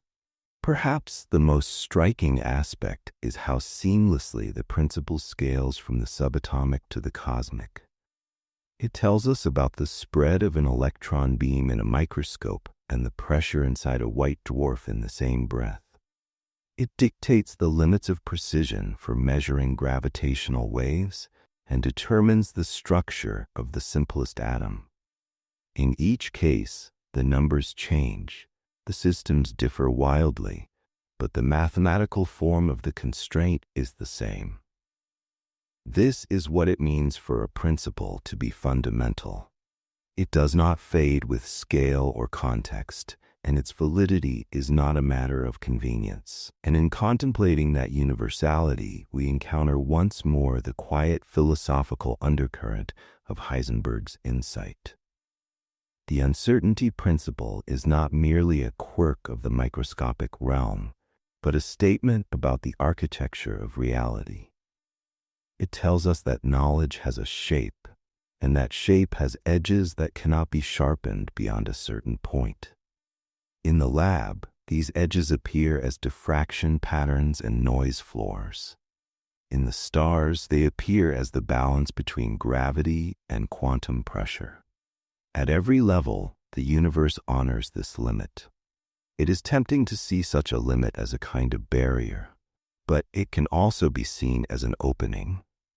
It suggests that reality is not a static set of facts waiting to be cataloged in full, but a dynamic interplay between what is and what can be known. The trade-offs are not flaws in our understanding, they are features of the world's design.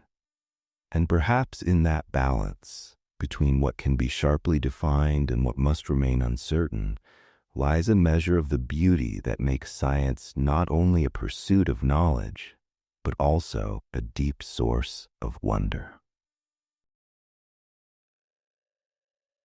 Chapter 7. Why it's not just about measurement errors. When the uncertainty principle first entered public discussion in the late 1920s, it was often explained using examples that involved a measuring apparatus disturbing the system being studied. Heisenberg's own gamma-ray microscope thought experiment was one of the most vivid of these. In it, attempting to localize an electron using short wavelength light inevitably gave the electron a kick that altered its momentum. This mental picture, while pedagogically useful, led to a common misunderstanding that quantum uncertainty is nothing more than a matter of clumsy experimental technique or the unavoidable side effects of probing a system. If one could only measure gently enough, the thinking went, it might be possible to know both position and momentum exactly. This is not the case. The uncertainty principle is not a byproduct of disturbance. It is a structural feature of quantum theory itself. Even in a perfectly isolated system, even with an ideal measuring device that exerts no uncontrolled influence, there are limits to what can be known at once. The confusion comes from the fact that in classical physics, measurement errors are indeed the only source of uncertainty. If you are unsure of a particle's velocity, it is because your stopwatch was not perfectly accurate or your distance measurement was slightly off.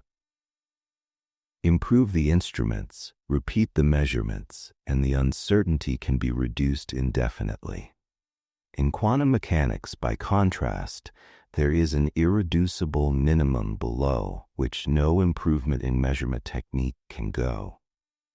This minimum arises from the mathematical structure of the theory. As we explored earlier, observables like position and momentum are represented by operators that do not commute. This non-commutativity has nothing to do with the skill of the experimenter or the invasiveness of the apparatus. It is an intrinsic property of the variables themselves. In the language of wave functions, trying to confine a particle's position to a narrow region inevitably broadens the range of momenta that are consistent with that state. This is not the result of any physical jostling by a probe. It is true of the state before any measurement is attempted. Experiments have been designed specifically to test this distinction. In so-called weak measurement techniques, the interaction between the measuring device and the system is made extremely gentle, extracting only partial information in a way that disturbs the system far less than a strong measurement would. Even in these cases, when disturbance is minimized, the statistical spread in outcomes still obeys the uncertainty principle. Similarly, in quantum state tomography, where many copies of the same system are prepared and measured in different ways to reconstruct the full state, the trade-offs predicted by the uncertainty relation appear exactly as the theory demands. These results make it clear that the principle is not a matter of experimental clumsiness. One way to think about the difference is to imagine preparing many identical copies of a quantum system. On one batch, you measure position with great precision. On another batch, you measure momentum with great precision. You can get sharp results for each quantity, but not for both at once in the same preparation. This is fundamentally different from the classical situation, where both properties could in principle be sharply defined at the same time, and any practical limitation was merely about our inability to measure both without error. In quantum mechanics, the state itself does not contain sharply defined values for both properties simultaneously. The uncertainty is not in us, it is in the world.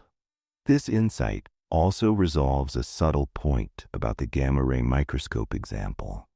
In that thought experiment, the kick from the photon does indeed disturb the electron's momentum.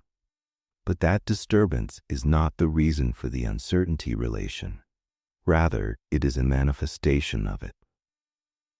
The setup of the experiment, localizing the electron's position to within a short wavelength, necessarily implies a range of momenta in the state, and the act of scattering the high-energy photon is just one way of revealing that range.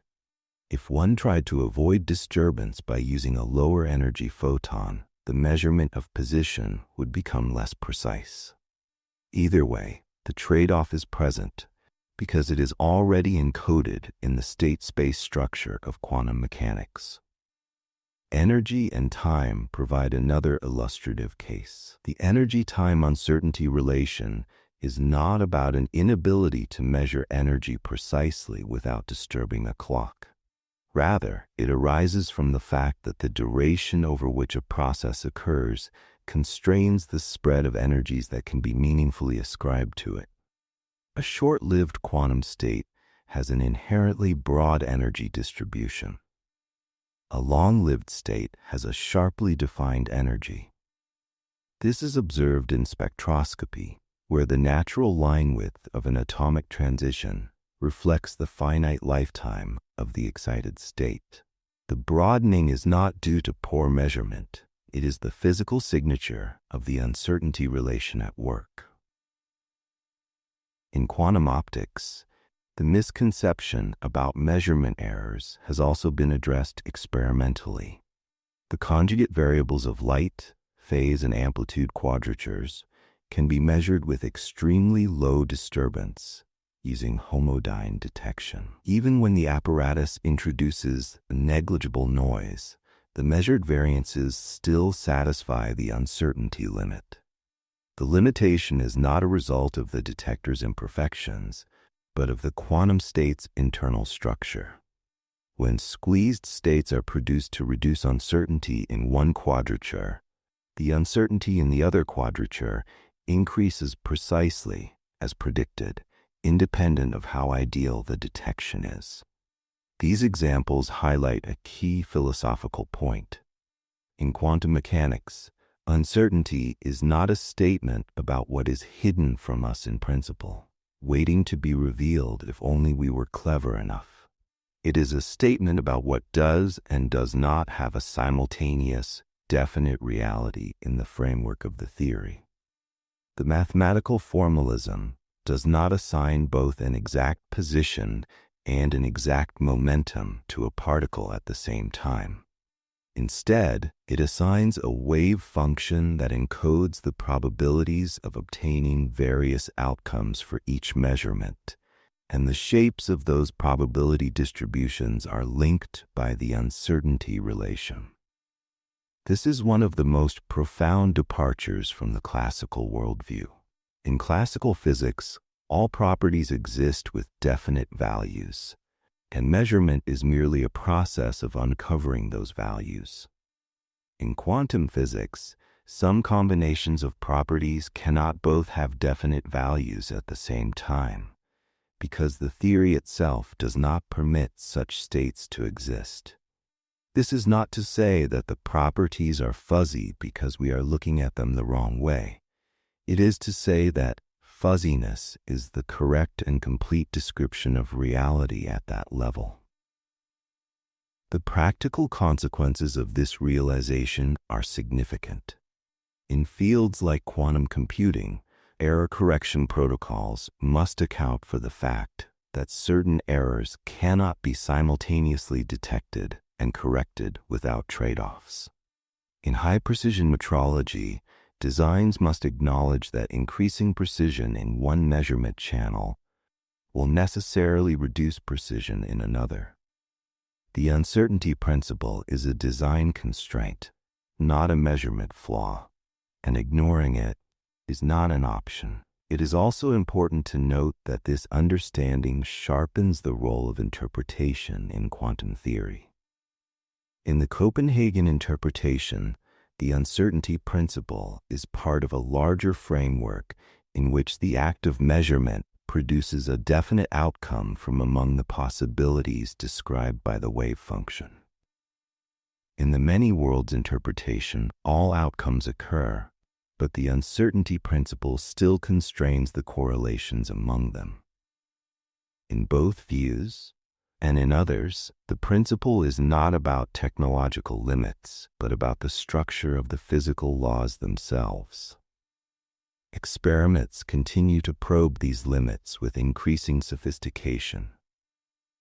Recent work in quantum non-demolition measurements shows that it is possible to measure certain observables repeatedly without disturbing their future values, but only for quantities that commute with themselves at different times. Non-commuting observables still obey the uncertainty relations exactly. This line of research demonstrates that while clever techniques can optimize measurements within the quantum limits, they cannot remove those limits. The boundary is as fixed as the speed of light in relativity, a structural feature of the theory, not an artifact of human fallibility. Understanding that the uncertainty principle is not about measurement errors also helps clarify why it applies to all quantum systems, regardless of how they are prepared or observed. Whether one is dealing with electrons in a trap, photons in a cavity, atoms in an interferometer, or quasi-particles in a solid, the mathematical relationships that enforce uncertainty are the same. The only difference lies in which variables are conjugate to each other and how the limits manifest in measurable quantities. This universality is one of the reasons the principle is considered so fundamental. It is a statement about the architecture of quantum theory itself, not about the quirks of any particular experiment. In stepping back from the mathematics and experiments, one can see why the measurement error interpretation persisted for so long. It is easier, especially for newcomers, to imagine uncertainty as a problem that might one day be overcome, rather than as a bedrock fact about nature. But the history of physics is full of moments when limits once thought provisional turned out to be permanent. The impossibility of exceeding the speed of light, the irreversibility implied by entropy, and here, the inescapable trade-offs of quantum uncertainty. Accepting such limits has often opened new paths of discovery, precisely because it forces scientists to work with the world as it is, not as they wish it to be.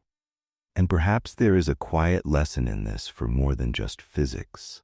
The idea that some aspects of reality cannot be pinned down simultaneously is not an invitation to abandon the pursuit of knowledge, but a reminder that knowledge itself has a form, a shape with edges defined by the laws of nature.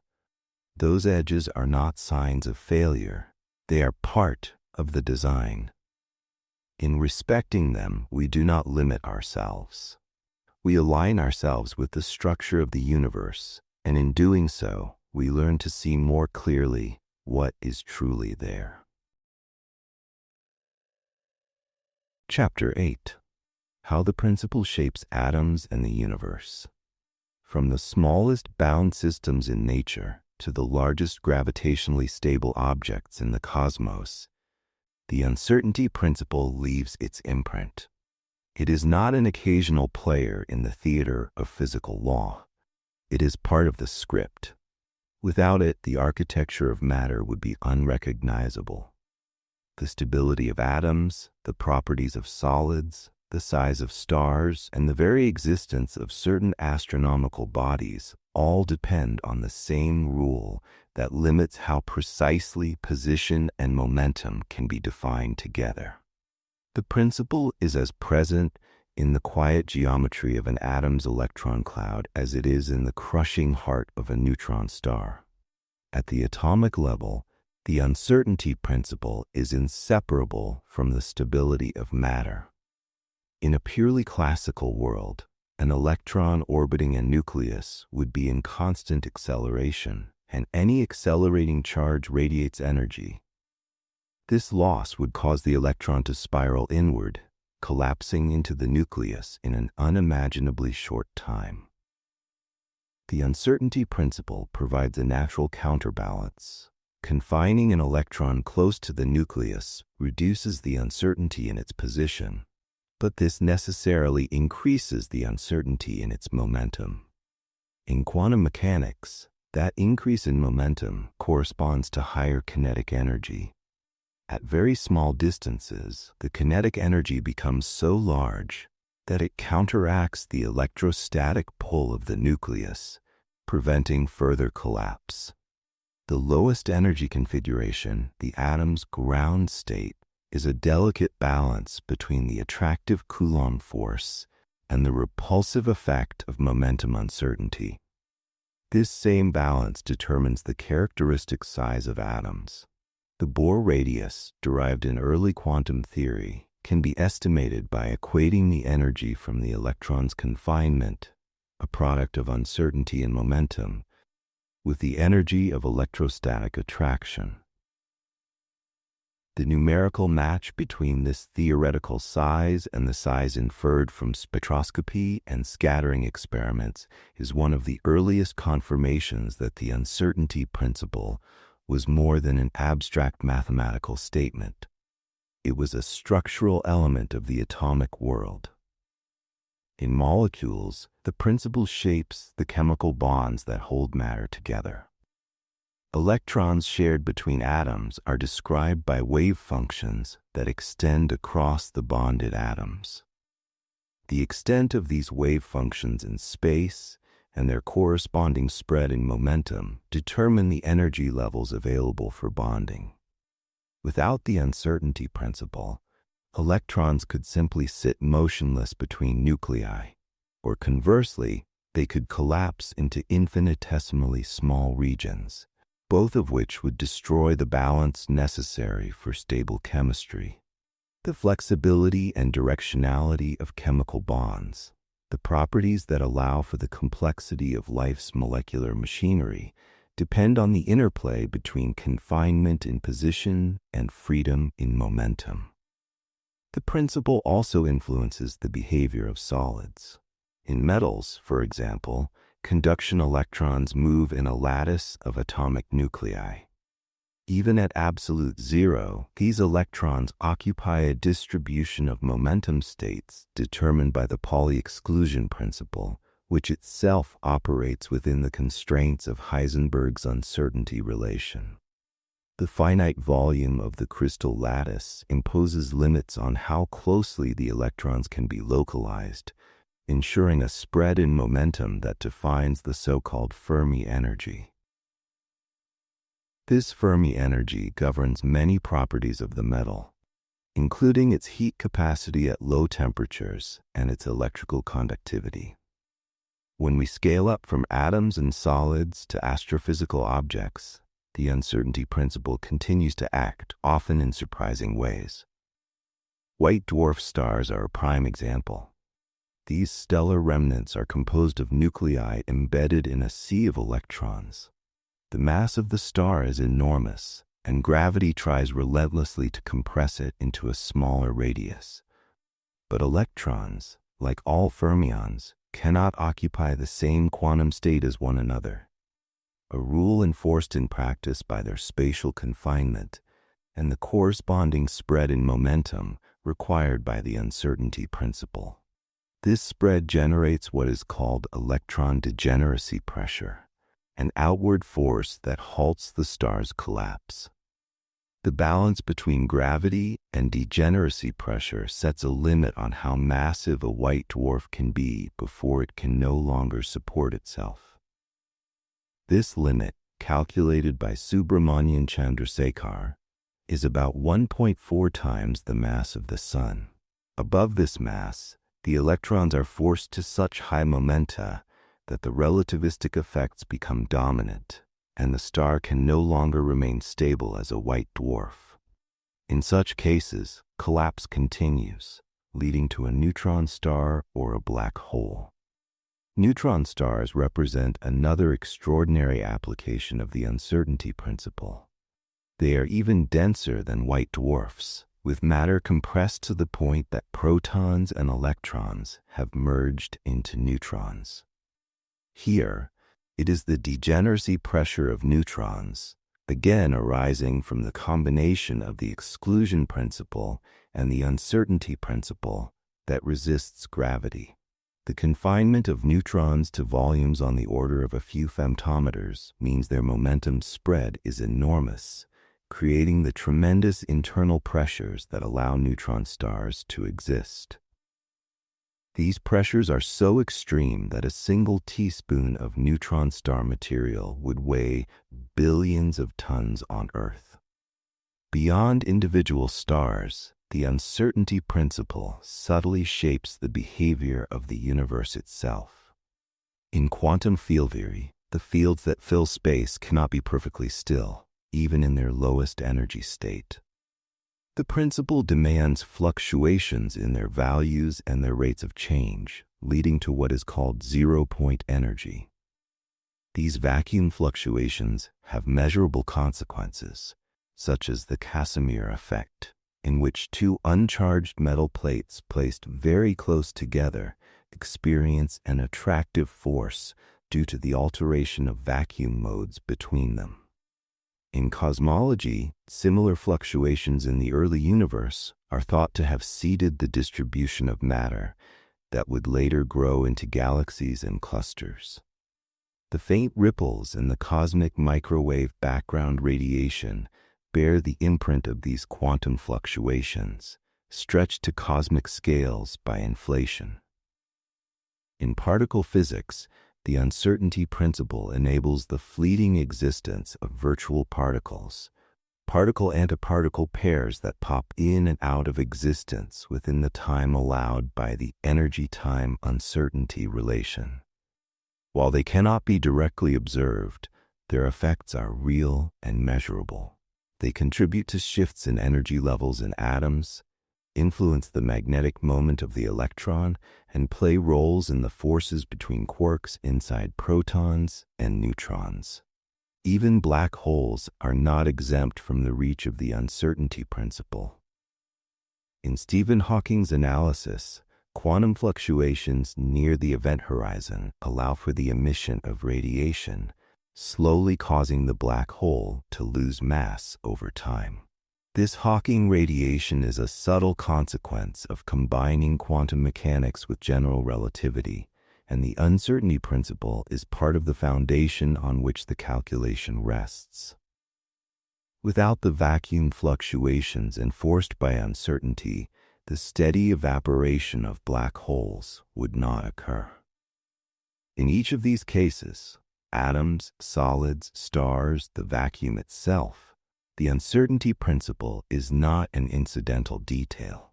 It is a condition that determines the very form and stability of matter and energy configurations. Remove it, and atoms would collapse, molecules would not form, white dwarfs and neutron stars could not exist, the universe's structure would be profoundly altered, and much of the richness of the physical world would vanish. What is striking is that the same mathematical relationship, originally formulated to describe the limits of simultaneous knowledge about conjugate variables, governs systems over a range of scales spanning more than 50 orders of magnitude. The constant that appears in the inequality, Planck's constant, is tiny on human scales, which is why quantum effects are subtle in everyday life. But in environments where particles are tightly confined or energies are extreme, the effects of the principle become dominant, dictating the possible and forbidding the impossible. This unity across scales gives the uncertainty principle a special place among physical laws. It links the behavior of the most delicate structures of the microcosm to the stability of massive astrophysical bodies. It shows that the boundary between quantum mechanics and classical physics is not a hard wall, but a gradual transition, and that quantum principles do not simply turn off at large scales.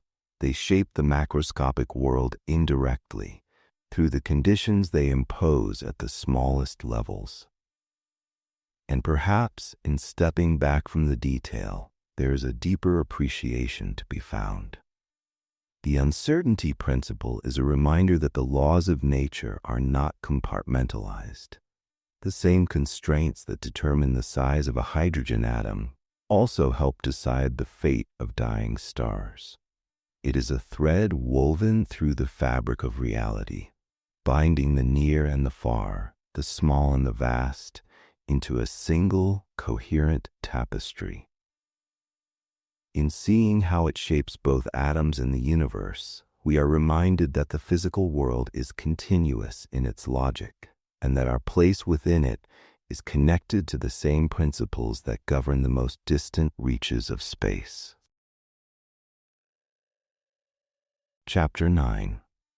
The Philosophical Shockwave. Can we ever truly know reality? When Heisenberg introduced the uncertainty principle in 1927, It was first understood as a technical statement about the behavior of microscopic systems. Within a few years, however, it became clear that this was not merely a revision to existing physics.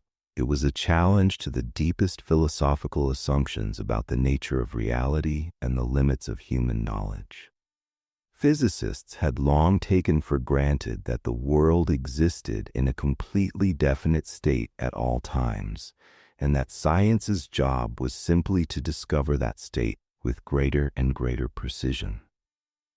The uncertainty principle shattered this comfortable image, suggesting that at a fundamental level, some aspects of reality are not simply unknown to us, but undefined until measured. This was a profound departure from the classical dream, which we explored earlier. In Newton's framework, all physical quantities, position, momentum, energy, have exact values whether or not anyone is measuring them.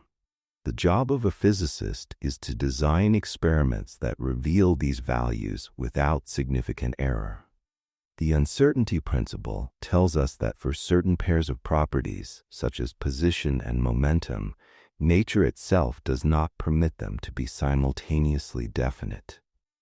It is not that we lack the right instruments. It is that the question of their exact values has no physical meaning outside of a specific measurement context. This realization drove a wedge between two camps of physicists in the early decades of quantum mechanics. On one side were those, like Niels Bohr, who embraced the principle as a natural boundary of scientific description. Bohr's view was that physics is about what can be said about nature, not about describing nature as it is, independent of observation. The uncertainty principle fit neatly into his doctrine of complementarity. Different experimental setups reveal different, mutually exclusive aspects of a system. A setup that reveals position well will blur momentum, and vice versa. To him, this was not a flaw, but an accurate reflection of the limits of empirical knowledge. On the other side were skeptics like Albert Einstein, who could not accept that the universe itself might be fundamentally indeterminate. To Einstein, the uncertainty principle signaled that quantum mechanics was incomplete, perhaps missing hidden variables that would restore definiteness to all properties. His famous remark, "God does not play dice with the universe," was aimed precisely at this point. For Einstein, the idea that physical reality depends on how we choose to measure it was unacceptable. The moon, as he put it, exists whether or not we look at it. The debate was not merely semantic. It reflected a deep divide about what it means to know something in science. In classical physics, knowing meant assigning exact values to all relevant variables, whether or not those values were accessible in practice. In the quantum framework, knowing often means specifying a range of possible outcomes with probabilities attached, and accepting that some combinations of outcomes cannot be simultaneously well defined. This is a different kind of knowledge, one that trades precision in certain areas for a broader, more consistent description of nature's behavior. The philosophical shockwave spread beyond physics into other disciplines. Philosophers of science grappled with whether quantum theory was a complete description of reality or merely a tool for predicting measurement outcomes. The uncertainty principle played a central role in these discussions because it seemed to imply that certain classical concepts, like the simultaneous reality of position and momentum, had to be abandoned or radically revised. For some, this echoed earlier philosophical traditions, such as Kant's idea that human perception shapes our experience of the world. For others, it raised unsettling questions about objectivity and realism. Even within physics, the principle has been interpreted in different ways depending on the broader framework adopted. In the Copenhagen interpretation, the uncertainty principle reflects the contextual nature of quantum properties. They exist in a definite form only in relation to a particular measurement. In the many worlds interpretation, all possible outcomes occur in branching universes, but the uncertainty principle still governs the structure of each branch's predictions. In Bohmian mechanics, particles have definite positions and momenta at all times, but the uncertainty principle emerges from the statistical distribution of hidden variables and the wave function guiding their motion. Each interpretation preserves the mathematical content of the principle while offering a different ontological picture of what reality means. What all these interpretations agree on is that the uncertainty principle is not simply a statement about our current ignorance or technological limitations. It is a structural feature of quantum theory, arising from the way the mathematics describe systems. Whether or not one believes in hidden variables, the predictions about measurement outcomes are the same, and they agree with experiment to an extraordinary degree of accuracy. The principle therefore forces us to confront the possibility that the universe is not built on the foundation of classical determinism, but on a subtler interplay between potentiality and actuality. This confrontation has led some to rethink what science's ultimate goal should be. If there are built-in limits to what can be known about certain aspects of the world, then perhaps the aim is not to produce a complete inventory of definite facts, but to construct the most accurate and consistent predictive framework possible. This is not a resignation to ignorance. It is an acceptance that knowledge may always be conditional, shaped by the questions we are able to ask and the means we have to ask them. The uncertainty principle makes this explicit in a way no previous scientific law had done.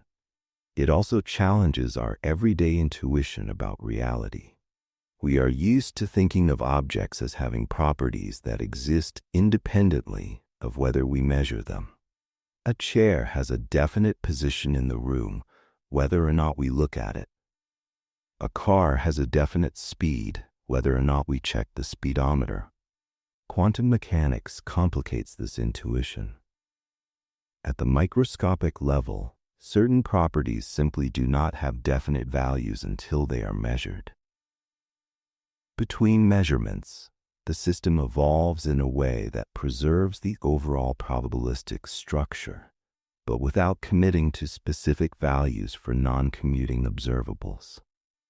This is alien to classical thinking, and it is why the uncertainty principle continues to provoke debate nearly a century after it was formulated. In more recent decades, experimental work in quantum information theory has reframed the uncertainty principle in terms of information content. The principle can be seen as a limit on how much information about certain complementary properties can be encoded in a system at once. This perspective connects quantum physics to the broader theory of information, showing that uncertainty is not just about position and momentum, but about the fundamental limits of encoding and retrieving data from the physical world. This has practical implications for fields like quantum cryptography, where the impossibility of measuring certain properties without disturbing others provides a basis for secure communication. Seen in this light, the uncertainty principle is not merely a philosophical puzzle, but a resource. It defines the boundary between what is possible and impossible in manipulating quantum systems. Understanding that boundary allows scientists and engineers to exploit quantum effects in ways that were once purely theoretical.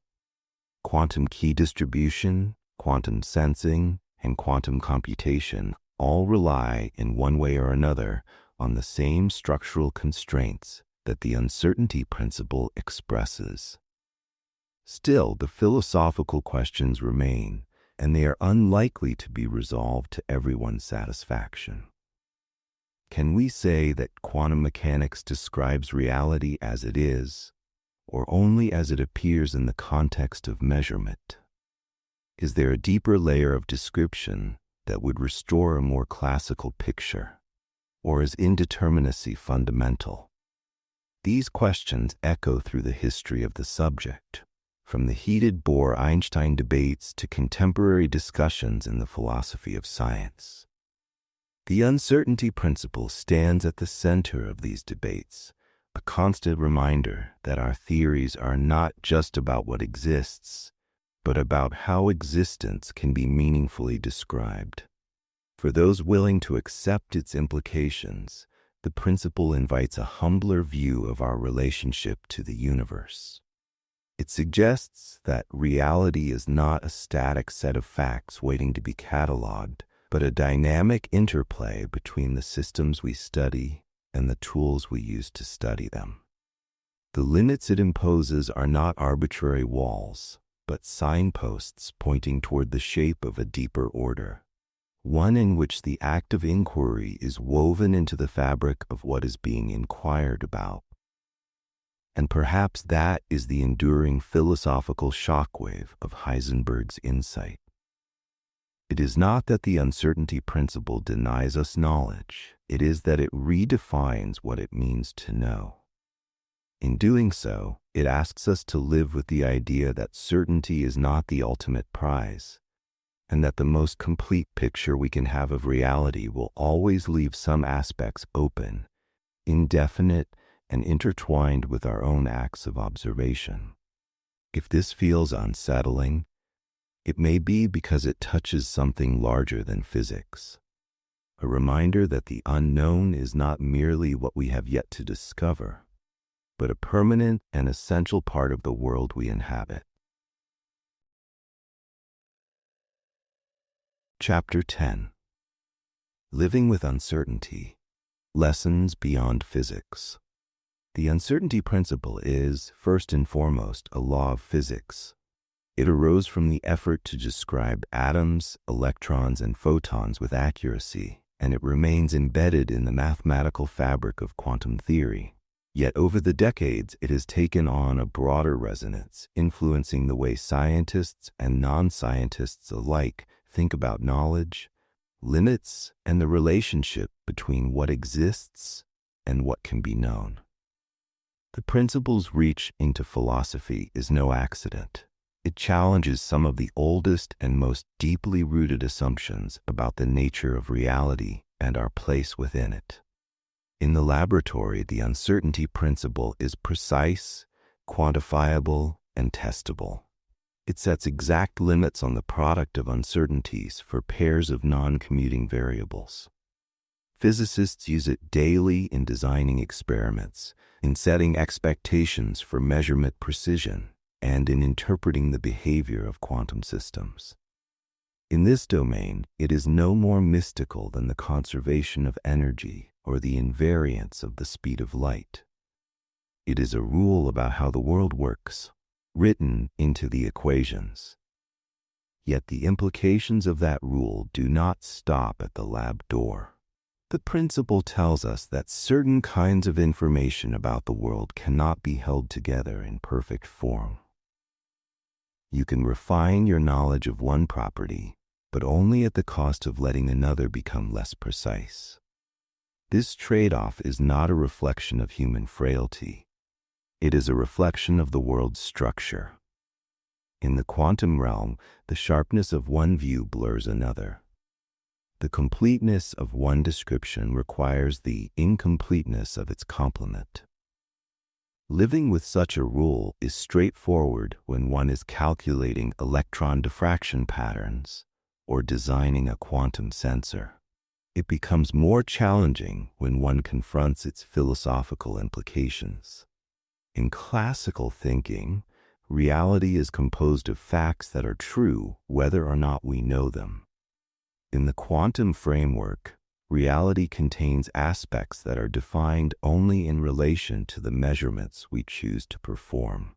This does not mean that nothing is real until we look at it in a casual sense. Rather, it means that the form reality takes in certain respects is inseparable from the context of our inquiry. Physicists have long debated whether this should be taken as a statement about the ontology of the world, what exists independently of us, or merely as a statement about the limits of the descriptions we can construct. The uncertainty principle is compatible with a range of interpretations, from the Copenhagen view, which emphasizes the role of measurement context, to deterministic hidden variable theories, which relocate the uncertainty into statistical distributions over deeper variables. Yet regardless of the interpretive stance, the operational content is the same. No measurement protocol, no matter how clever, can circumvent the trade-offs the principle expresses. From this operational fact, some have drawn parallels to domains far from quantum physics. In complex systems, ecosystems, economies, even social interactions, attempts to optimize one variable often come at the cost of losing control or clarity over another. These parallels are analogies, not physical laws, but they resonate because they echo the same underlying logic, that completeness is often incompatible with focus, and that a single description cannot exhaust all aspects of a system at once. There is also a lesson in humility embedded in the uncertainty principle. For centuries, the prevailing image in science was one of progressive conquest, of a vast landscape of facts waiting to be mapped.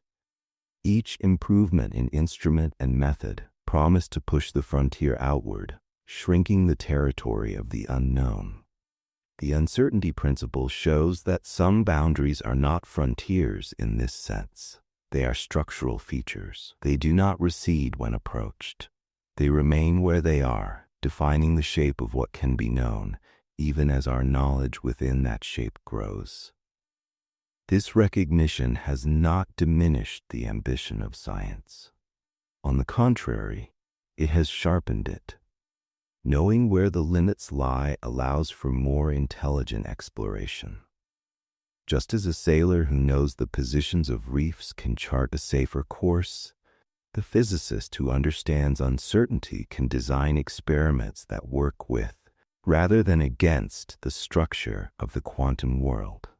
This is why quantum optics, quantum metrology, and quantum information science all use the uncertainty principle, not as an obstacle, but as a guide.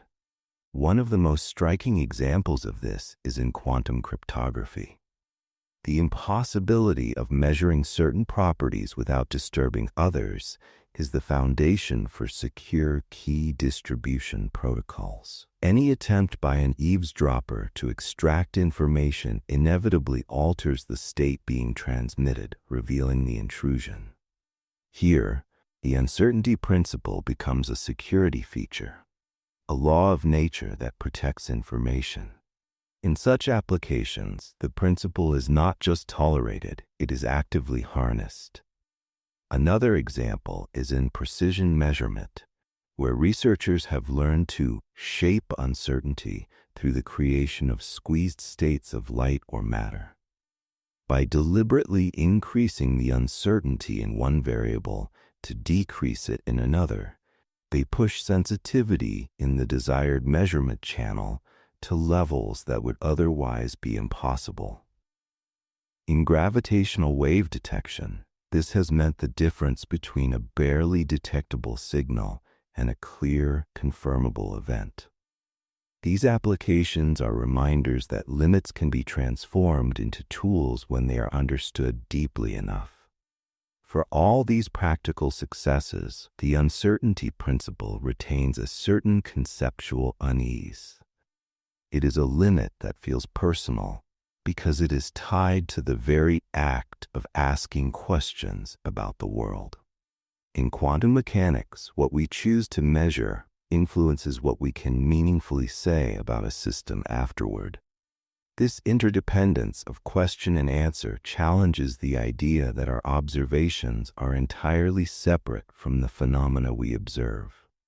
It is a step away from the ideal of the detached, neutral observer and toward a view in which observation is an active part of the physical process. This view can be unsettling. It suggests that there is no single, complete view from nowhere that captures all aspects of reality simultaneously. Instead, there are many partial views, each complete in its own context, but incomplete when taken together. The uncertainty principle is the mathematical expression of this pluralism at the heart of quantum theory. For some, this is a strength. It allows for a richer, more nuanced picture of the world. For others, it is a source of philosophical discomfort, a reminder that the universe may not conform to our preferences for clarity and completeness. And yet, this discomfort can be productive. It forces us to refine our understanding of what scientific knowledge is and how it works. It invites us to think of knowledge not as a final, static set of facts, but as a dynamic interplay between questions, contexts, and results. This interplay is not a flaw in the enterprise of science. It is part of what makes science adaptive and robust. Beyond physics, the lesson is that uncertainty need not mean ignorance or paralysis. In many domains, from decision-making under risk to interpreting incomplete data, the recognition that not all variables can be pinned down at once leads to strategies that embrace trade-offs. Just as quantum physicists design experiments to maximize the clarity of the variable they care about most, so too can others design their inquiries to focus on what matters, accepting that some aspects will remain blurred. Seen this way, the uncertainty principle becomes a metaphor, but a disciplined one, grounded in a precise physical truth. It is a reminder that perfection is not always attainable, and that pursuing it without regard for trade-offs can be counterproductive. It suggests that clarity in one area often comes at the cost of vagueness in another, and that wise inquiry is about managing this balance consciously. The enduring relevance of the uncertainty principle comes from its dual identity, as a hard scientific law and as a lens through which we can think about the limits of knowing in general. In both roles, it resists simplification. It is not a license to say anything goes, nor is it a relic of an incomplete theory awaiting replacement. It is a statement about the form of physical law in our universe, a form that accepts limits, not as failures, but as defining characteristics. In the end, living with uncertainty in physics is not so different from living with it elsewhere. It means recognizing that there are questions whose answers depend on how they are asked, that there are perspectives that cannot be combined without distortion, and that some aspects of the world will always recede as others come into focus. It is an invitation to navigate the world not as a fixed map of facts, but as a landscape in which clarity and ambiguity coexist. And perhaps that is the quiet gift of the uncertainty principle.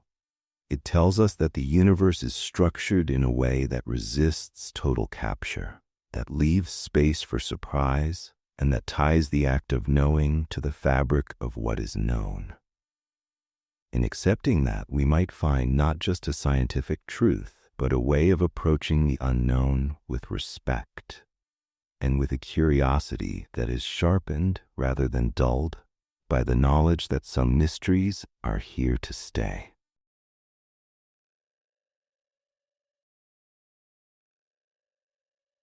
And that's our journey through the uncertainty principle, from the heart of atoms to the edges of the universe. If you're still with me and still awake, you might enjoy another voyage into the mysteries of science. There's another video waiting for you right here. If your eyes are already closing, then I wish you sweet dreams among the stars,